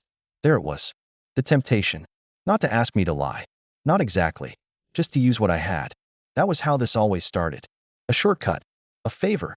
A quiet correction. I asked, do you want me to interfere? No. The answer came too fast. I waited. She exhaled. I don't know. Then figure it out. Her jaw tightened. I may lose everything. You might. You say that like it means nothing. No. I say it like consequences are real. Her eyes flashed. I know that. Do you? She stepped closer. I gave you 30 lashes. I wake up remembering it. I didn't move. She continued. I see your face every time I close my eyes. Evelyn, no. Let me finish. Her voice dropped. You think I don't understand consequences. I do. Her eyes filled. But she refused to look away. I lost you. That silenced me. She swallowed. I may lose my career. Another breath. I may lose the reputation I spent half my life building. She looked toward the room where Richard and Margaret waited. And I still know losing you is worse. I stared at her. Part of me wanted to believe that meant something. Maybe it did. But regret was not repair. I said quietly, then stop asking me to save you. Her face changed. I didn't. You were about to. She looked away. I don't know what I'm supposed to do. Tell the truth. What if the truth doesn't protect me? Then it doesn't. That easy. No. I stepped closer. But when I stood in front of you with the truth and it didn't protect me, you still went forward. Her face collapsed slightly. There it was. She remembered. 15. Stop. Apologize. No. 15 more. Evelyn whispered. I hate that you're right. So did I? I turned to leave. She caught my wrist. Not hard. Just enough to stop me. Ethan. I looked at her hand. She immediately let go. Sorry. That word had become easier for her. I wished it mattered more. What? She hesitated. If Adrian asks you for help, he already did. I mean, if he tries to make a deal, he already did. Her eyes narrowed. What did he offer? 10 million. Her expression changed. He offered you $10 million. Yes. To stop the reviews. Yes. Did you record it? Yes. A different Evelyn appeared for a moment. Focused. Cold. Precise. Send it to me. I already sent it to Margaret. Good. She nodded. Then stopped. Wait. What? He wouldn't offer 10 million unless he thought there was something bigger to protect. That was the first thing she'd said all day that sounded useful. I looked at her. Exactly. Her eyes sharpened. There are more transactions. Probably. Or more people. Maybe. She stepped closer to the window. For a few seconds, I watched her think. This was the Evelyn I remembered from years ago. Before every disagreement became a question of authority. Before Adrian learned how to feed her pride. She said, he didn't build this alone. I frowned. Why? Because he isn't good enough. I almost smiled. She looked at me. Don't. I didn't say anything. You thought it. Yes. She sighed. He can manipulate people. He can steal. He can lie. Strong resume. But this. She tapped the file she still carried. Moving money through multiple programs. Backdating authorizations. Altering performance records. She shook her head. He'd need someone who understood the systems. I nodded slowly. Who? I don't know. Think. She closed her eyes, then opened them. Marcus Vale. The name was familiar. Finance liaison. Yes. Adrian's friend. More than friend. How much more? They came up together. I watched her. You trust him? She gave me a bitter look. I've lost the right to answer that casually. Fair. She continued. Marcus signed off on 3 of the same projects. Tell Margaret. I will. She turned to go, then stopped. Ethan. What? I chose wrong once. I looked at her. She corrected herself. More than once. Yes. I won't do it again. I didn't answer. Because promises were cheap before consequences arrived. She understood that now. Maybe. Marcus Vale disappeared 6 hours later. Not physically. Professionally. His access shut down. His messages stopped. His office emptied. Margaret entered Richard's study with a new report. Vale attempted to resign. Richard looked up. Attempted. His resignation was not accepted pending review. I sat across from her. Did he talk? No. Did he run? Not yet. Yet. She handed me the file. He deleted 12 years of archived correspondence from his official account. I looked at her. That's subtle. Margaret nodded. We recovered most of it. Richard smiled. Also subtle. I opened the recovered message index. Adrian's name appeared hundreds of times. Evelyn's appeared too. I kept scrolling. Then I stopped. A message dated 9 months earlier. From Marcus Vale. 2. Adrian Colecross trusts signatures more than numbers. Keep her focused on results. Another. If Ethan notices the budget shift, tell Cross he's jealous again. It works every time. I stared. My grandfather leaned forward. What? I turned the screen. Richard read both messages. His face went still. Margaret said quietly, so they knew. I felt something cold settle in my chest. Not that Adrian lied. I knew that. Not that Marcus helped him. I suspected it. This was different. They had studied my marriage. They had turned Evelyn's worst assumptions about me into a tool. Every time I questioned numbers, Adrian called me jealous. Every time I challenged him, Marcus redirected Evelyn toward results. And she rewarded them for it. I stood. Send this to Evelyn. Margaret looked at me. All of it. All. Richard watched me. You're angry? Yes. At them? Yes. At her? I didn't answer. Because the answer was yes too. You could be manipulated and still be responsible for being easy to manipulate. That was the truth Evelyn would have to live with. I sent the messages myself. Her response came 2 minutes later. I remember this. Then, he used almost the exact same words. Another. Ethan. I'm sorry. I didn't answer. 5 minutes later. I know sorry doesn't fix it. I just needed to say it. I stared at the message. Then locked my phone. Richard watched me. Not answering. No. Good. I looked at him. Why are you enjoying this? I enjoy silence. That is a lie. He almost smiled. Then Margaret's phone rang. She answered. Listened. Her expression changed. What? She looked at me. Adrian submitted a supplemental statement. I sat down again. Of course he did. What does it say? Margaret hesitated. Colonel Cross directed the budget reallocations. I stared at her. He's blaming her completely. Yes. Richard's expression didn't change. What evidence? Her authorization codes. Anything else? Messages. I frowned. What messages? Margaret handed me the tablet. They looked bad. Very bad. Adrian had sent questions. Evelyn had answered in shorthand. Do what you need. Approved. Handle it. I trust your judgment. Nothing explicitly ordered wrongdoing, but enough to create doubt.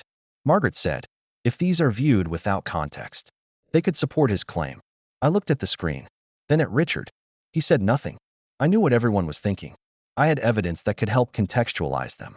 Old messages from Evelyn to me. Times when she explained that Adrian was handling routine logistics. Times when she said she hadn't reviewed the details.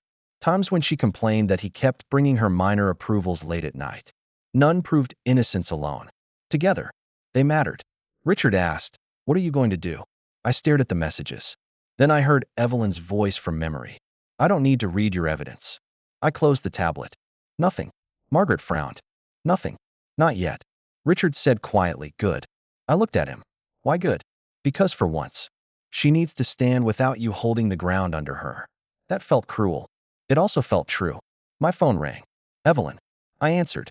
She didn't say hello. Adrian blamed me. I saw. He says I ordered everything. Yes. I didn't. I know. Her voice broke. You believe me? Yes. Then help me prove it. There it was. The question I knew was coming. I closed my eyes. For several seconds, I said nothing. Then I asked, when I stood in front of you and said I had evidence, what did you tell me? Silence. I continued. You remember. Her breathing changed. Yes. Say it. Ethan, say it. Another silence. Then, almost whispering, I said I didn't need to read it. I stared at the floor. You do now. She cried once. A tiny sound. Then stopped. I continued. Find your own truth first. What if I can't? Then ask yourself why you made it so easy for him to speak in your name. Silence. I deserve that. Yes. Another pause. Will you let me fall? I hated the question. I hated that I had an answer. I won't lie to save you. I didn't ask you to. I know. She waited. I continued. But I won't let Adrian use a lie to bury you either. Her breathing steadied. So you do have something? Yes. Will you send it? Not yet. Why? Because I need to know what you find when I'm not cleaning up after you. She went silent. That was harsh. Maybe necessary. Maybe both. Finally, she said, all right. No anger. No command. No demand. Just acceptance. I'll find it. The line went dead. Richard looked at me. What? You're learning. From you. Unfortunately. He smiled. By midnight, Evelyn found the first real crack. Marcus Vale had maintained a private approval spreadsheet. Not official. Not secure. Not smart. It listed transactions under initials. A, C, M, V, E, C. And one more. D, R. Evelyn sent me a photo. Do you know DR? I didn't. Margaret did. Daniel Rourke. Who? Former procurement director. Now external consultant. Richard frowned. When did he leave? 8 months ago. Why? Margaret looked at the record. Retirement. Richard and I exchanged a glance. Nobody that convenient actually retired. Evelyn called. I found a meeting log. With Rourke. Yes. How many? 17. Who attended? Adrian. Marcus. Rourke. Anyone else? Silence. Then me. I closed my eyes. Evelyn. I don't remember most of them. That isn't helping. I know. What were they about? Program efficiencies. Which apparently meant stealing. Yes. She sounded tired. More tired than I had ever heard her. I signed off on high-level summaries. Adrian handled the details. I said nothing. She continued. I created this. You created access. Yes. I created the conditions. Yes. Another pause. And then I punished you for warning me. Yes. She inhaled. No more excuses. Good. What did you find? One meeting was recorded. My attention sharpened. Audio. Yes. Do you have it? Not yet. Why? The archive is encrypted. Send it to Margaret. I already did. For the first time, I felt something like approval. Not forgiveness. Not trust. But approval. She was finally doing what she should have done from the beginning. Following facts. Not feelings. Not loyalty. Not pride. Facts. 2 hours later, Margaret decrypted the recording. Adrian's voice came first. Then Marcus. Then Rourke. Evelyn's voice appeared briefly near the beginning. She approved a general efficiency review. Then left. The remaining 48 minutes changed everything. Adrian and Marcus discussed budget shifts. Rourke explained how to route payments through consultancy fees. Then Adrian laughed and said, Cross won't look twice if the numbers improve. Marcus answered, and if Ethan asks questions. Adrian laughed again. Same answer as always. Tell her he's jealous. I felt my jaw tighten. Then Rourke asked, what if she finds out? Adrian's reply came instantly. She won't. A pause. And if she does? Another laugh. Her signature is on everything. The room went silent. Margaret stopped the recording. Richard looked at me. I looked at Evelyn's number on my phone. Then at the audio file. She had found it. Without me. Good. I forwarded the full recording to her. No message. Just the file. A minute later. She replied. Thank you. I typed, you found it. Then deleted it. I typed again. Use it. Sent. Her answer came 30 seconds later. I will. The next morning, Adrian's supplemental statement collapsed. Marcus's position collapsed with it. Rourke was pulled into the investigation. Evelyn was no longer facing the worst accusation. But she wasn't cleared. Not fully. She still had to answer for negligence. For trust without oversight. For every signature she had treated as routine. Her authority remained suspended. Adrian had failed to drag her all the way down. But he had succeeded in taking part of her with him. That evening, Evelyn sent me one final message. I used to think authority meant never doubting the people beside you. Then, Now I think it means knowing when to doubt yourself. I read it twice. For the first time, I didn't delete it. I didn't answer either. Some lessons arrived too late to save what mattered. And the next day, Adrian learned that too. Because the moment his lies stopped protecting him, he did what men like him always did. He turned on everyone. And this time, there was no one left to catch him. Adrian requested immunity before breakfast. By lunch, he was accusing everyone. By dinner, even Marcus Vale hated him. Margaret dropped the latest statement on the table in front of me. He's impressive. I looked up. That doesn't sound like a compliment. It isn't. I opened the file. Adrian blamed Marcus for the financial structure, Rourke for the procurement manipulation, Evelyn for authorization, me for creating an atmosphere of retaliation. I stopped. Me. Margaret nodded. Apparently your family pressure caused him to make poor decisions. Richard, sitting nearby, lowered his newspaper. I admire creativity. I looked at him. He's blaming us for crimes he committed before I called you. Yes. That doesn't even make sense. Richard went back to reading. Never stopped anyone before. I kept reading. Adrian's version of events had changed again. Now he claimed he had always intended to credit me eventually. That he used my models only because Evelyn demanded results. That the money transfers were necessary operational flexibility. And that every questionable action had been performed under pressure from Colonel Cross. I laughed. Not because it was funny. Because the alternative was throwing the file across the room. Margaret sat down. He's trying to become the least guilty person in a room full of people he implicates. He won't. No. Then why continue? Because desperate people don't need good plans. Richard folded the newspaper. They need delays. I looked at him. You think he's buying time? Yes. For what? Richard glanced at Margaret. She swiped across the tablet. We think he has leverage. I frowned. On Evelyn. Possibly. What kind? We don't know. I stood. Then find out. Margaret looked at me. That's what we're doing. I hated not knowing. For months, Adrian had survived by controlling information. Now his world was collapsing, and I knew he would use whatever remained. The question was whether that last weapon pointed at me, Evelyn, or someone else. My phone rang. Evelyn. I answered. You saw his statement. Yes. He's blaming you now. I noticed. He's insane. No. He's consistent. She exhaled. Marcus requested a separate interview. That was quick. He wants to cooperate. Of course. Rourke too. I almost laughed. How loyal. They're all trying to save themselves. Yes. There was a pause. Then she said, Adrian contacted me. My expression changed. When? 10 minutes ago. How? Private number. What did he say? Meet him. No. Ethan, no. I haven't agreed. Good. He said if I don't meet him, he'll release something. I stood completely still. What? He didn't say? Do you believe him? Yes. That surprised me. Evelyn continued. He sounded calm. Adrian calm was worse than Adrian angry. I asked, did you record it? Yes. Send it. A few seconds later, the file arrived. I put it on speaker. Adrian's voice. You know this review isn't going away. Evelyn, because you lied. Because Ethan wants revenge. Stop saying his name. He's destroying you. No. You did that. A pause. Then Adrian laughed. Do you really think he cares whether you survive this? Evelyn didn't answer. Adrian continued. You protected me for 6 years. I was wrong. You built my career. No. Ethan did. You stole it. Another pause. You're learning. What do you want? Meet me. No. You should. Why? Because I still have something. What? Something you won't want anyone hearing. The recording ended. Margaret stared at the phone. Richard said, blackmail. Yes. Do we know what? No. He looked at me. You're going with her. No. Yes. I frowned. She doesn't need me. Correct. Then why? Because he might expect her alone. I thought you said she needed to stand by herself. She does. Richard leaned forward. Standing by yourself does not require walking into stupidity alone. Fair. I called Evelyn back. Don't meet him yet. She hesitated. You're telling me what to do now. I deserve that. A pause. Then, sorry. I almost smiled. Tell him you'll meet tomorrow. Why?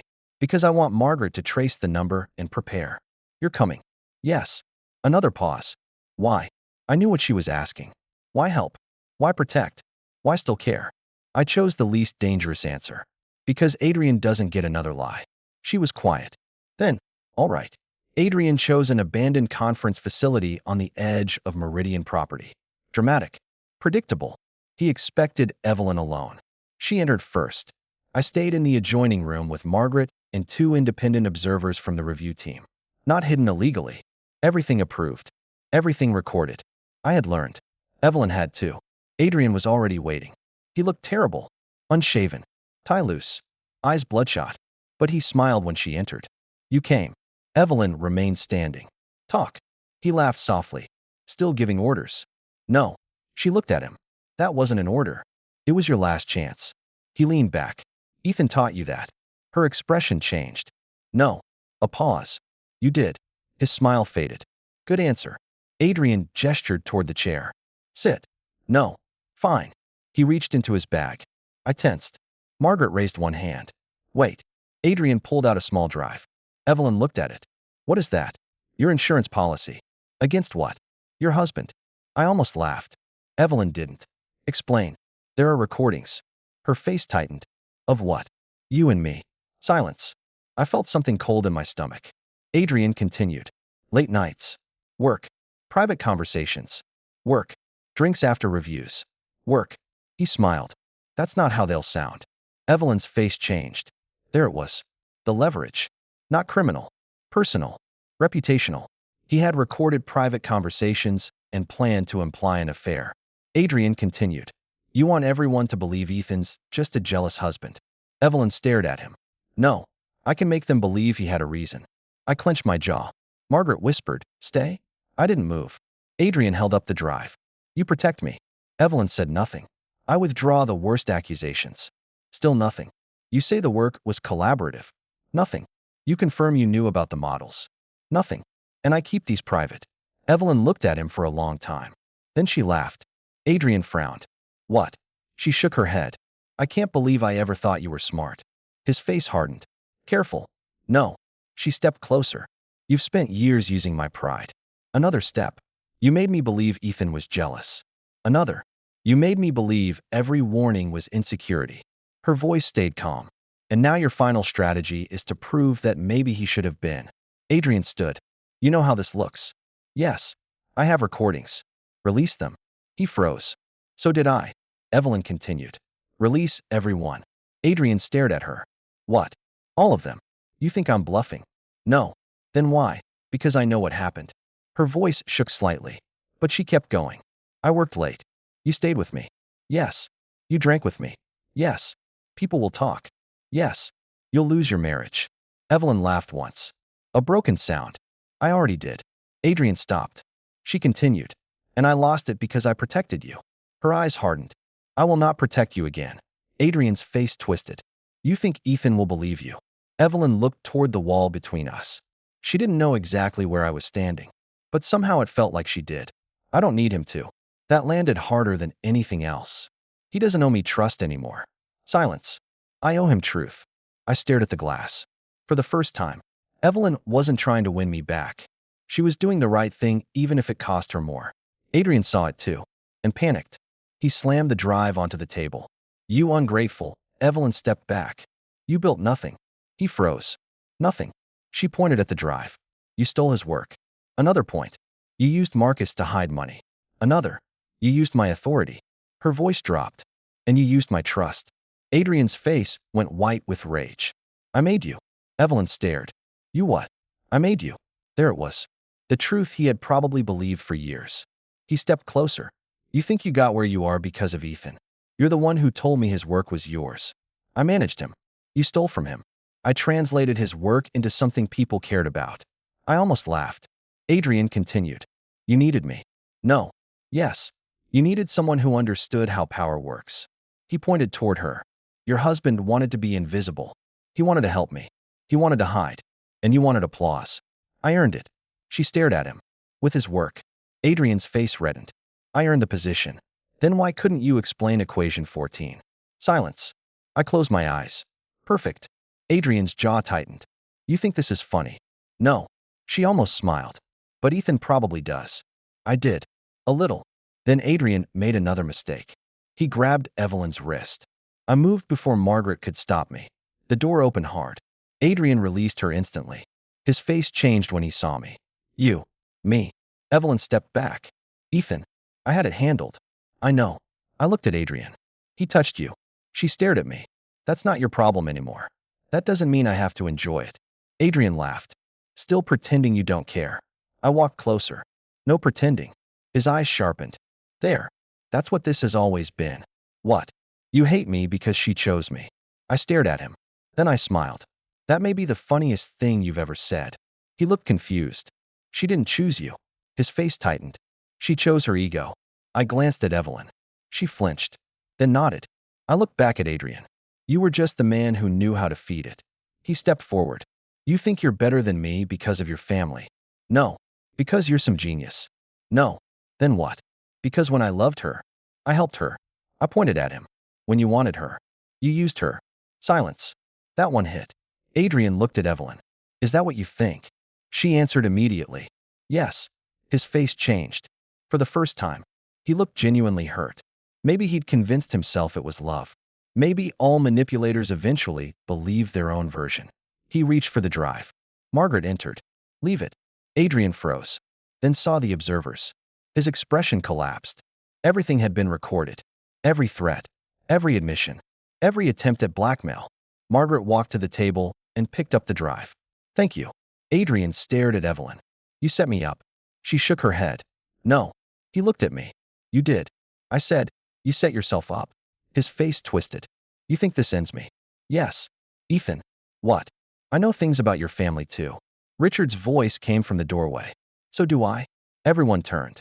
My grandfather entered. Adrian's face went blank. Richard looked at him. Do continue. Adrian didn't. Richard nodded. That is usually how threats improve. He turned to Margaret. Are we finished? Yes. Good. Adrian looked at Evelyn one last time. You're choosing him again. She stared back. No. He frowned. She continued. I'm choosing the truth. Adrian was escorted out by the review team. Not dramatically. No shouting. No final speech. He simply walked away without the authority he'd borrowed from her. That felt more fitting. The recordings on the drive were exactly what Adrian claimed. Private conversations. Late-night work. A few moments that could be edited badly. Nothing physical. Nothing romantic. But enough to create gossip. Evelyn released them herself. Unedited. Full context. Every minute. The move shocked everyone. Margaret looked at me when she heard. She chose transparency. Yes. That will cost her. I know. And she did it anyway. Yes. Richard watched me. I ignored him. The full recordings destroyed Adrian's blackmail value. They also exposed something Evelyn would have preferred hidden. How often she praised Adrian. How often she dismissed my concerns. How casually she discussed my jealousy. One recording hurt more than the others. Adrian. Ethan doesn't like how close we work. Evelyn laughed. He'll get over it. Adrian. What if he doesn't? Evelyn. He knows I don't mix feelings with work. A pause. Then Adrian. He should know his place. Evelyn didn't correct him. She laughed. Quietly. Not cruelly. Maybe awkwardly. Maybe tired. It didn't matter. She laughed. I listened once. Then turned it off. My chest felt hollow. Richard sat beside me. She sent you the recording. No. You found it. Yes. He nodded. Do you regret helping her? No. Good. I regret not leaving earlier. That too. I looked at him. Can you ever say something comforting? Yes. Try. He thought for a moment. You were right about equation 14. I stared. He smiled. That was the closest I was getting. 3 days later, Evelyn's worst accusations were formally dropped. She had not ordered the financial manipulation. She had not knowingly falsified the reports. She had not participated in Adrian's scheme. But her command authority remained suspended. Negligence. Failure of oversight. Improper delegation. She would keep her career. Probably. But not the same position. Not the same reputation. Not the same certainty. Adrian lost everything much faster. His authorship claims were revoked. His professional credentials were placed under review. Every major achievement linked to my work was corrected. Marcus cooperated. Rourke cooperated. Adrian stood alone. Then he made one final move. Publicly, he released a statement. A long one. Most of it was predictable. But one sentence caught attention. Ethan Hale has never achieved anything without the protection of his family's wealth and influence. I read it twice. Then laughed. Margaret looked over. What? I turned the screen. She read it. Richard walked in. What happened? Margaret showed him. My grandfather frowned. Not angry. Personally offended. He used poor grammar. I stared at him. That's what bothers you. Among other things. I leaned back. Adrian had finally chosen a battlefield I actually wanted. Not marriage. Not gossip. Not politics. Ability. Good. I looked at Margaret. Find out who published it. Already know. Can we respond? Yes. Richard said. No. I looked at him. Why? Because a press statement is boring. I narrowed my eyes. He smiled. You want to answer him? Yes. Then answer him. How? Richard stood. Take away the Hale name. I frowned. What? Everything. He pointed at me. No family introductions. Another point. No Hale contracts. Another. No inherited position. He smiled. Let him compete with you. I stared, then slowly smiled back. Margaret sighed. I dislike when both of you look happy. Richard said, arrange it. She looked at me. What exactly am I arranging? I stood. An open evaluation. For what? The strategic director role. Richard's eyes sharpened. That role is worth several billion in program control. I know. You don't want it. I didn't. And now? I looked at Adrian's statement again.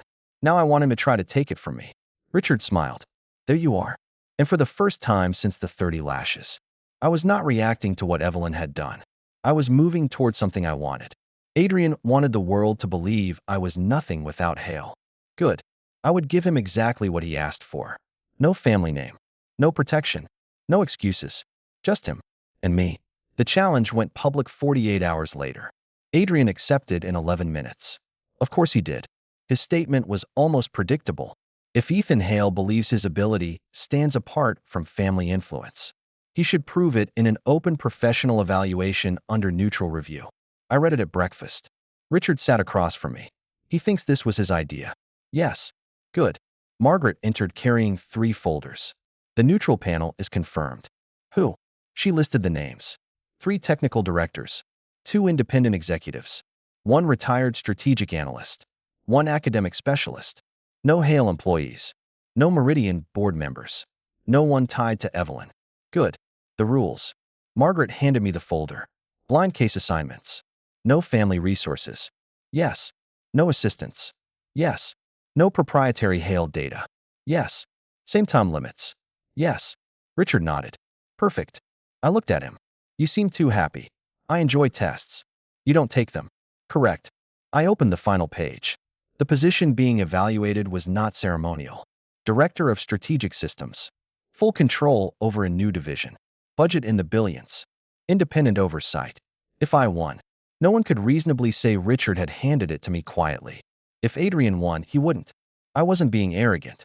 I had spent years watching him fail to understand work he claimed as his own. The problem was not whether I could beat Adrian. The problem was whether winning looked too easy. Margaret seemed to read my expression. Don't humiliate him deliberately. I wasn't planning to. Richard said I was. We both ignored him. My phone vibrated. Evelyn. I saw the challenge. I didn't respond. Another message. Are you sure? I typed yes. She answered quickly. He'll try to turn it into a spectacle. I know. Then, you don't need to prove anything to him. I stared at that one. Months ago, she would have told me to stay out of it. To stop competing. To let Adrian have his moment. Now she was telling me I didn't need to prove myself. Too late. But not meaningless. I typed, this isn't for him. She responded, then who? I looked at the screen for a long time. Finally me. No answer came. For once. She understood immediately. The evaluation began at 9 the next morning. The room was packed. Not officially, but word had spread. Executives, analysts, observers, people who had spent years believing Adrian was one of the brightest men in his field. People who had only recently learned my name. Evelyn sat in the back row. Alone. No uniform. No special seating. No Adrian beside her. I saw her once. Then looked away. Adrian entered 5 minutes later. He wore confidence like armor. It looked expensive. And thin. He smiled when he saw me. Ready? Yes. No grandfather. No. No legal team. No. No family advisors. No. He looked around. So it's just you. Yes. His smile widened. Good. I smiled back. Exactly. The first case appeared on screen. A logistics failure. 3 regions. Limited resources. Conflicting priorities. 45 minutes. Adrian began immediately. So did I? The first 10 minutes told me everything. He chased the most visible problem. I traced the dependency chain. He optimized movement. I optimized timing. He added resources. I reduced waste. At 30 minutes, he requested a clarification. I didn't. At 40, he was still rewriting assumptions. I finished. The panel collected both submissions. No commentary. Second case. Risk analysis. This one was harder. Adrian looked relieved. He recognized part of the methodology because it was based on one of my older models. I almost laughed. He didn't know that. The panel probably did. I finished 12 minutes before time. He finished with 30 seconds left. Third case. Live oral defense. That was where he broke. The evaluator asked, Captain Cole, why did you assign a 0.63 correction factor to the fourth dependency group? Adrian paused. Because the volatility pattern justified it. Explain. He hesitated. The correlation suggested. Which correlation? Another pause. I looked down. Equation 14 all over again. The evaluator waited. Adrian gave a vague answer. Then another. Finally, I would need the supporting data set. The evaluator nodded. You had it.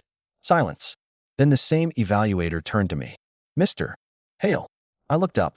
Why did you assign 0.48? Because the fourth group isn't independently volatile. Explain. It reacts to the second group with a 7-minute lag, treating it as independent double counts risk. The evaluator nodded. What happens if the lag becomes 12 minutes? The correction factor rises to approximately 0.56 unless regional congestion exceeds 18%. Why? I explained. No drama. No speech. Just the answer. When I finished, one of the analysts in the audience whispered, he built this. Adrian heard. His face tightened. The final case was announced after lunch. A real problem. Not historical. Not academic. A currently unresolved strategic issue submitted by an independent consortium. The panel chair said, neither candidate has seen this material. Adrian nodded. So did I? The data appeared. I stared, then smiled. Adrian saw it. What? Nothing. The problem looked complex. It wasn't. Not really. It had been framed badly. Everyone had been trying to optimize throughput. The actual failure point was trust between systems. I spent 20 minutes proving that. Then I stopped. The evaluator frowned. You have another hour. I don't need it. Adrian looked over sharply. I submitted. He continued. 40 minutes later, he submitted a 23-page solution. Mine was 7 pages. The panel left. The room filled with noise. Adrian walked toward me. Confident. Yes. He laughed. 7 pages. Yes. You missed half the variables. No. You don't even know what the panel wants. Yes. I do. What? The problem solved. His smile faded. Evelyn approached from behind him. Adrian noticed. His expression changed. Colonel. She looked at him. Adrian. No title. No warmth. He glanced at me. Then at her. You came to watch. Yes. To see me fail. No. That seemed to surprise him. She continued. I came to see the truth. He laughed bitterly. You really learned a new word. Evelyn didn't react. Adrian turned to me. You think this proves something? Yes. That you're smarter. No. That you're better. No. Then what? I looked at him. That I never needed what you stole. He froze. Evelyn looked down. Adrian's face hardened. You gave her everything. I helped my wife. You made her career. No. She couldn't have risen without you. I glanced at Evelyn. She answered before I could. Maybe. Adrian looked at her. She continued. But that doesn't make what Ethan did a mistake. Silence. Then she added, it makes what I did worse. I looked at her. She didn't look away. That was new too. Adrian laughed. You're apologizing in public now. Yes. His face changed. Evelyn continued. I credited you for work you didn't create. Another sentence. I dismissed the man who did. Another. And when he warned me, I punished him. The room nearby grew quiet. People were listening. She knew. She kept going. That was my failure. Adrian stared at her. You're destroying your own reputation. Yes. Why? She looked at me. Then back at him. Because the truth isn't supposed to depend on whether it makes me look good. I felt something shift in my chest. Not forgiveness. But something. Respect. Maybe. The first piece of it. Small. Damaged. Real. Adrian saw my expression. His face tightened. You think this brings him back? Evelyn answered. No. He laughed. Then you're an idiot. She nodded. I already proved that. I almost smiled. Adrian had nothing to say. For once. The panel returned 30 minutes later. The chair stood. We reviewed all 4 evaluations independently. The room went quiet. Candidate Cole demonstrated strong presentation ability and competent operational framing. Adrian straightened. Then, however, his solutions repeatedly relied on unsupported assumptions, excessive resource allocation, and unverified dependencies. His face tightened. The chair continued. Candidate Hale demonstrated superior technical reasoning, faster identification of root constraints, and stronger adaptive modeling. Silence. Then the score appeared. Adrian, 71. Me, 96. A low murmur moved through the room. The chair continued. The final live case was decisive. Adrian looked up. Candidate Hale identified the actual system failure point in under 20 minutes. One evaluator added, "The consortium has independently confirmed his solution is viable." I frowned. Already. The evaluators smiled. They began testing it while we deliberated. The room reacted louder this time. Adrian's face went white. The panel chair held up one final envelope. "There is also a disclosure." I didn't like that word. He continued. 3 members of this panel have previously worked with Mr. Hale. Adrian snapped. There. The chair raised a hand. Before knowing his family identity. Silence. He opened the envelope. 8 years ago. Mr. Hale worked under the name Ethan H. Adrian froze. I closed my eyes. Richard. I knew it.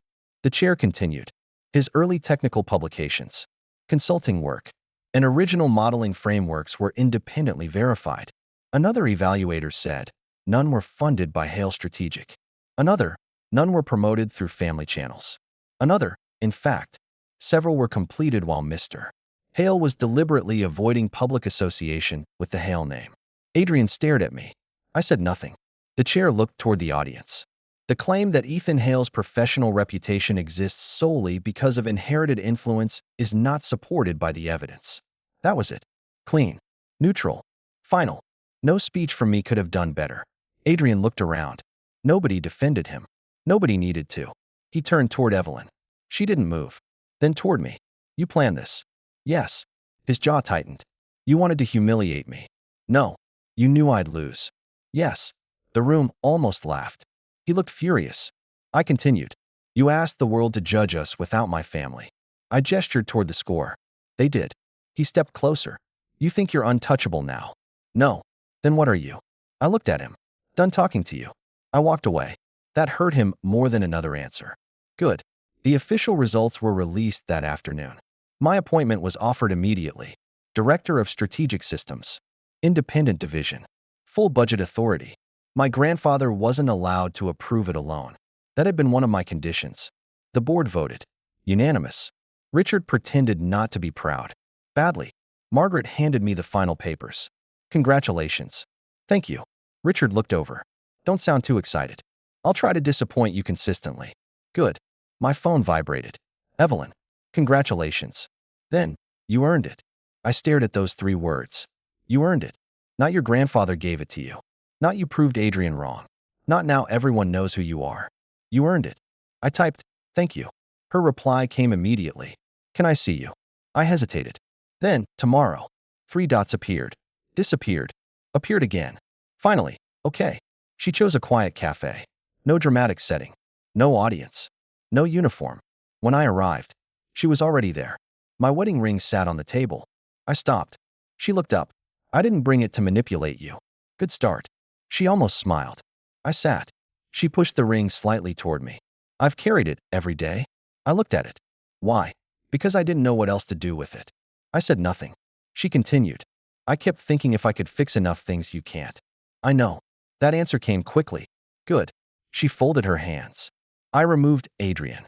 I know. I corrected the records. I know. I released the recordings. I know. I accepted the findings. I know. And none of that changes what I did. No. She nodded. I know.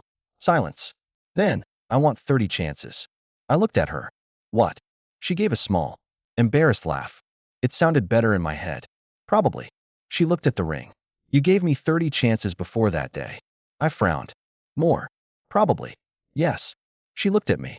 I ignored them. Silence. So I'm asking for 30. To do what? To prove I'm not the woman who stood there and chose him. I stared at her. You are that woman. Her face fell. I continued. But maybe you're not only that woman. She looked up. Hope appeared too quickly. I stopped it. That doesn't mean we're getting back together. Her eyes filled. I know. Do you? Yes. She looked down. I don't want another chance because I think I deserve one. Then why? Because I still love you. That sentence hurt more than I expected. She continued. And because I finally understand that love isn't the same as access. I said nothing. I don't get to demand your time because I'm your wife. A pause.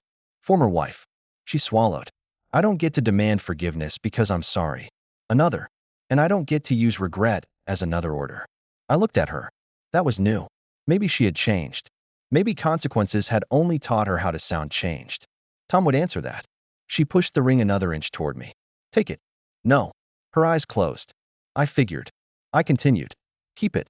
She looked confused. Why? Because I don't want it. That landed. She stared at the ring, then nodded slowly. All right. She picked it up. Her fingers trembled. She stood. I thought the conversation was over. Then she looked at me. One question. What? If I had believed you that day, I went still. If I had read the evidence, I waited. If I had stopped the punishment. Her voice broke. Would we still be married? I stared at her for a long time. There was no kind answer. So I gave her the true one. Yes. Her face crumpled. She looked away. I hated watching it. But I didn't take the answer back. She nodded once. Thank you. For what? For not lying to make me feel better. Then she walked away. I sat alone for several minutes. The chair across from me remained empty. For the first time, the emptiness didn't feel like abandonment. It felt like space. Space I hadn't had in years. My phone vibrated. A message from Margaret. Board approved the independent division structure. Another. Your first major meeting is Monday. Then Richard, don't be late. I smiled. The day Evelyn gave me 30 lashes. I thought everything was ending. Maybe it was. The marriage. The silence. The version of me that believed love meant standing behind someone even while they forgot to look back. But something else had started. And this time, I wasn't building it for Evelyn. I wasn't building it for my family. I wasn't building it to defeat Adrian. I was building it because I wanted to know what happened when I stopped giving everyone else the best parts of me. Monday would be the first answer. Evelyn didn't ask for another meeting. That surprised me. For the first week after the evaluation, she sent exactly 3 messages. The first, congratulations on the division. The second, I corrected the remaining authorship records today. The third, I won't bother you. I just wanted you to know I'm trying to fix what I can. I answered only the second. Good. Then I went back to work. For the first time in years, my desk contained projects with my name on them. Not Adrian's. Not Evelyn's. Mine. The new Strategic Systems Division started with 38 people. For major programs. And enough funding to make even Richard stop complaining about budgets for almost 20 minutes. Margaret handed me the organizational chart. You have final hiring authority. I know. Technical authority. I know. Budget approval. I know. Independent reporting access. I looked up. Is there a reason you're reading my job description? Yes. What? I want to hear you complain. Why? Your grandfather bet me $50 you'd say you didn't want this much authority. I stared at her. Richard's voice came from the doorway. You owe me 50. I looked at him. I haven't complained. You were about to. I was not. He held out his hand toward Margaret. She sighed and gave him the money. I shook my head. Billionaire behavior. Richard pocketed it. That's how fortunes survive. For the first time since everything happened, I laughed without forcing it. Then Margaret's phone rang. Her expression changed. What? She listened, then looked at me. We have a problem. Of course. What kind? Confidential documents from your division were sent to 3 media contacts. My smile disappeared. When? 20 minutes ago. Which documents? She turned the tablet toward me. I recognized them immediately. Budget projections. Technical forecasts. Internal staffing plans. Except something was wrong. Richard stepped closer. These numbers aren't current. No. Margaret looked at me. You know them. I nodded. They're decoys. Richard smiled. Margaret frowned. You created false documents. Controlled documents. When? Before the evaluation. Why? Because Adrian wasn't finished. Richard's smile widened. There you are. Margaret looked between us. You two are exhausting. I opened the access log. Each decoy file contained a different numerical marker. The leaked version had marker 7. Only 4 people had received that version. One was me. One was Margaret. One was Richard. The fourth, I leaned back. Daniel Rourke. Margaret's expression hardened. Adrian contacted him. Looks like it. Within an hour, the chain became clear. Rourke had forwarded the file to Marcus. Marcus had sent it to an encrypted account. That account connected to Adrian. His final move. One last attempt to make my division look unstable before launch. The problem was that the documents were traceable. And useless. Margaret looked almost disappointed. He walked directly into it. Yes, Richard said. Some people see an open door and never ask why it's open. I closed the tablet. Send everything to the review panel. Already done. My phone vibrated. Evelyn. I stared at her name. I heard about the leak. Was it Adrian? I typed yes. Her response came instantly. Can I help? I almost wrote no. Then another message arrived. Not because I think you need me. I have access to old correspondence that may connect him to Rourke. That changed things. Send it to Margaret. I will. No attempt to see me. No emotional pressure. Just evidence. 10 minutes later, Margaret received 32 messages. 3 directly connected Adrian to Rourke before the leak. Enough. By evening, Adrian's final defense had collapsed. Not because my grandfather destroyed him. Not because I used family money.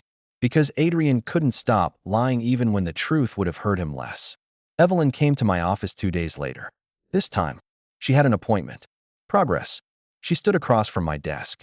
I wanted to tell you before it becomes public. What? The final review is complete. I waited. I keep my career. I nodded. But not my position. Her voice remained steady. I've been reassigned to a lower-level strategic post. I'm sorry. She looked surprised. You are. I never wanted you destroyed. I know that now. She sat. I used to think losing rank would kill me. And it didn't. A faint smile. Apparently, I'm disappointingly difficult to kill. That part one knew. For a moment, we sounded like us. The old us. Then the silence returned. Evelyn looked around my office. You built this quickly. We built it. She noticed the word. We. My team. Something moved across her face. Not jealousy. Recognition. I had finally learned to share credit with people who deserved it. She looked down. I've been seeing the corrected records. Yes. North Star now lists you. Yes. Bastion too. Yes. I requested it. I know. She looked at me. I don't expect that to matter. It matters. Her eyes widened slightly. It just doesn't change the marriage. The hope disappeared. I know. I stood and walked toward the window. She followed. Ethan. What? I need to ask you something. I already knew. Do you forgive me? I turned. She wasn't crying. Wasn't begging. Just waiting. I thought about the hearing room. The first strike. The 15th. Her offer. Apologize and I'll stop. I thought about the woman who later released recordings that damaged her own reputation because hiding them would mean protecting Adrian again. People could change. That didn't mean we owed them access to the people they had hurt. Yes. Her lips parted. Yes. I forgive you. She covered her mouth. For 1 second, relief transformed her face. Then I continued. But I'm still leaving. The relief disappeared. She closed her eyes. I knew you were going to say that. Then why ask? Because I needed to know you wouldn't hate me forever. I don't hate you. She nodded. That has to be enough. I looked at her. Yes. She reached into her pocket. The wedding ring. She placed it on my desk. This time, she didn't push it toward me. I don't think I should keep this anymore. I looked at it. Okay. She smiled sadly. 30 chances wouldn't undo 30 lashes. Would they? No. I know. She walked toward the door. Then stopped. Ethan. Yes. I loved you badly. I said nothing. She continued. But I did love you. I know. That seemed to matter. She nodded once. Then left. I looked at the ring for a long time. Finally, I placed it inside the bottom drawer. Not because I wanted it back. Because some things didn't need to be destroyed to be finished. 3 weeks later, the board confirmed my appointment permanently. Richard handed me the document. Director of Strategic Systems. I signed. He frowned. That's all. What? No speech. You want a speech? No. Then why ask? He smiled. Because I have another offer.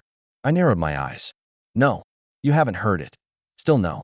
Executive control of the entire strategic portfolio. I stared at him. That would put me directly under you. Yes. No. He almost looked proud. Why? I want the division independent. You're turning down billions in additional authority. Yes. Good. I frowned. Good. Richard stood. I wanted to know whether you'd take it because it was offered. And you didn't. He extended his hand. Now you're ready for it eventually. I shook it. Eventually. For the first time. Richard didn't argue. Outside, 38 people were waiting for our first full division meeting. No one stood because I was Richard Hale's grandson. They stood because I was their director. That difference mattered. And for the first time, I understood why I had come home. Not to inherit my family's empire. To become someone capable of choosing whether I wanted it. 6 months later, Adrian Cole's name disappeared from every project he had stolen. Mine replaced it where appropriate. So did the names of dozens of analysts whose work he had buried beneath his own. That mattered more to me. Marcus Vail cooperated fully and lost his position. Daniel Rourke lost every consulting contract connected to our network. Adrian fought until the end. Then there was nothing left to fight with. His credentials were revoked. His professional reputation collapsed. The people he once called friends stopped answering. I heard all of this through Margaret. I never asked. One morning, she entered my office. Adrian sent you a letter. Delete it. You don't want to read it. No. What if it's an apology? Then he can enjoy writing it. She smiled. You've changed. Hopefully. Your grandfather says you've become more difficult. Then definitely. She left. I looked at the city outside my window. 6 months ago, I would have wanted to know exactly how Adrian suffered. Now I had a 9 o'clock meeting. That felt healthier. Evelyn and I met one final time that afternoon. She requested coffee. I accepted. She looked different. No insignia. No commanding posture. No exhaustion hidden beneath perfect control. Just Evelyn. How's the new post? I asked. Smaller. You hate it. I did. And now? She thought. I think I needed it. That surprised me. She smiled. Don't look so shocked. I didn't say anything. You never had to. Fair. She stirred her coffee. I actually read everything now. I laughed. Revolutionary. I deserve that. Yes. She smiled too. For a moment. The past wasn't heavy. Just present. Then she became serious. I heard your division passed $3 billion in new contracts. Who told you? Everyone. That sounds inconvenient. You were always terrible at staying invisible. I managed for years. Because I helped ignore you. Silence. She didn't run from it. Good. I understand now. She said. What? Why you never told me about the Hales? I waited. You wanted to know whether I loved Ethan. Her eyes lowered. Not the name. Yes. And I failed. Yes. She nodded. No tears this time. No argument. Just acceptance. I used to think you stayed behind me because you couldn't stand beside me. I said nothing. She continued. You were standing behind me because you were holding me up. That was my choice. I know. And eventually a bad one. Yes. She looked at me. Do you regret marrying me? That took longer to answer. No. She seemed surprised. Why? Because I learned something. What? Love without respect becomes permission. Her eyes tightened. I continued. I kept forgiving things before you even apologized. She looked down. And I kept assuming you always would. Yes. I won't do that to anyone again. Good. She looked at me. And you? I won't let anyone do it to me. A sad smile. Also good. She reached into her bag. For one terrible second, I expected the ring. Instead, she placed a small notebook on the table. I recognized it immediately. My old North Star notebook. Where did you find that? Adrian had it. My expression hardened. I recovered it during the review. She pushed it toward me. I should have returned it months ago. I opened the first page. My handwriting. 8 years younger. More optimistic.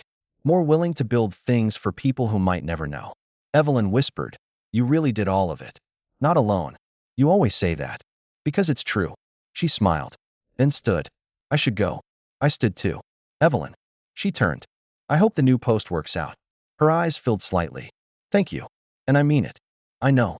She walked away. This time, I didn't watch until she disappeared. I picked up my notebook and went back to work. That evening, Richard called a board meeting. When I entered, every seat was occupied except one. The chairman's chair. Richard stood beside it. I stopped. No. He smiled. I haven't said anything. You don't need to. Several board members laughed. Richard gestured toward the chair. Sit. No.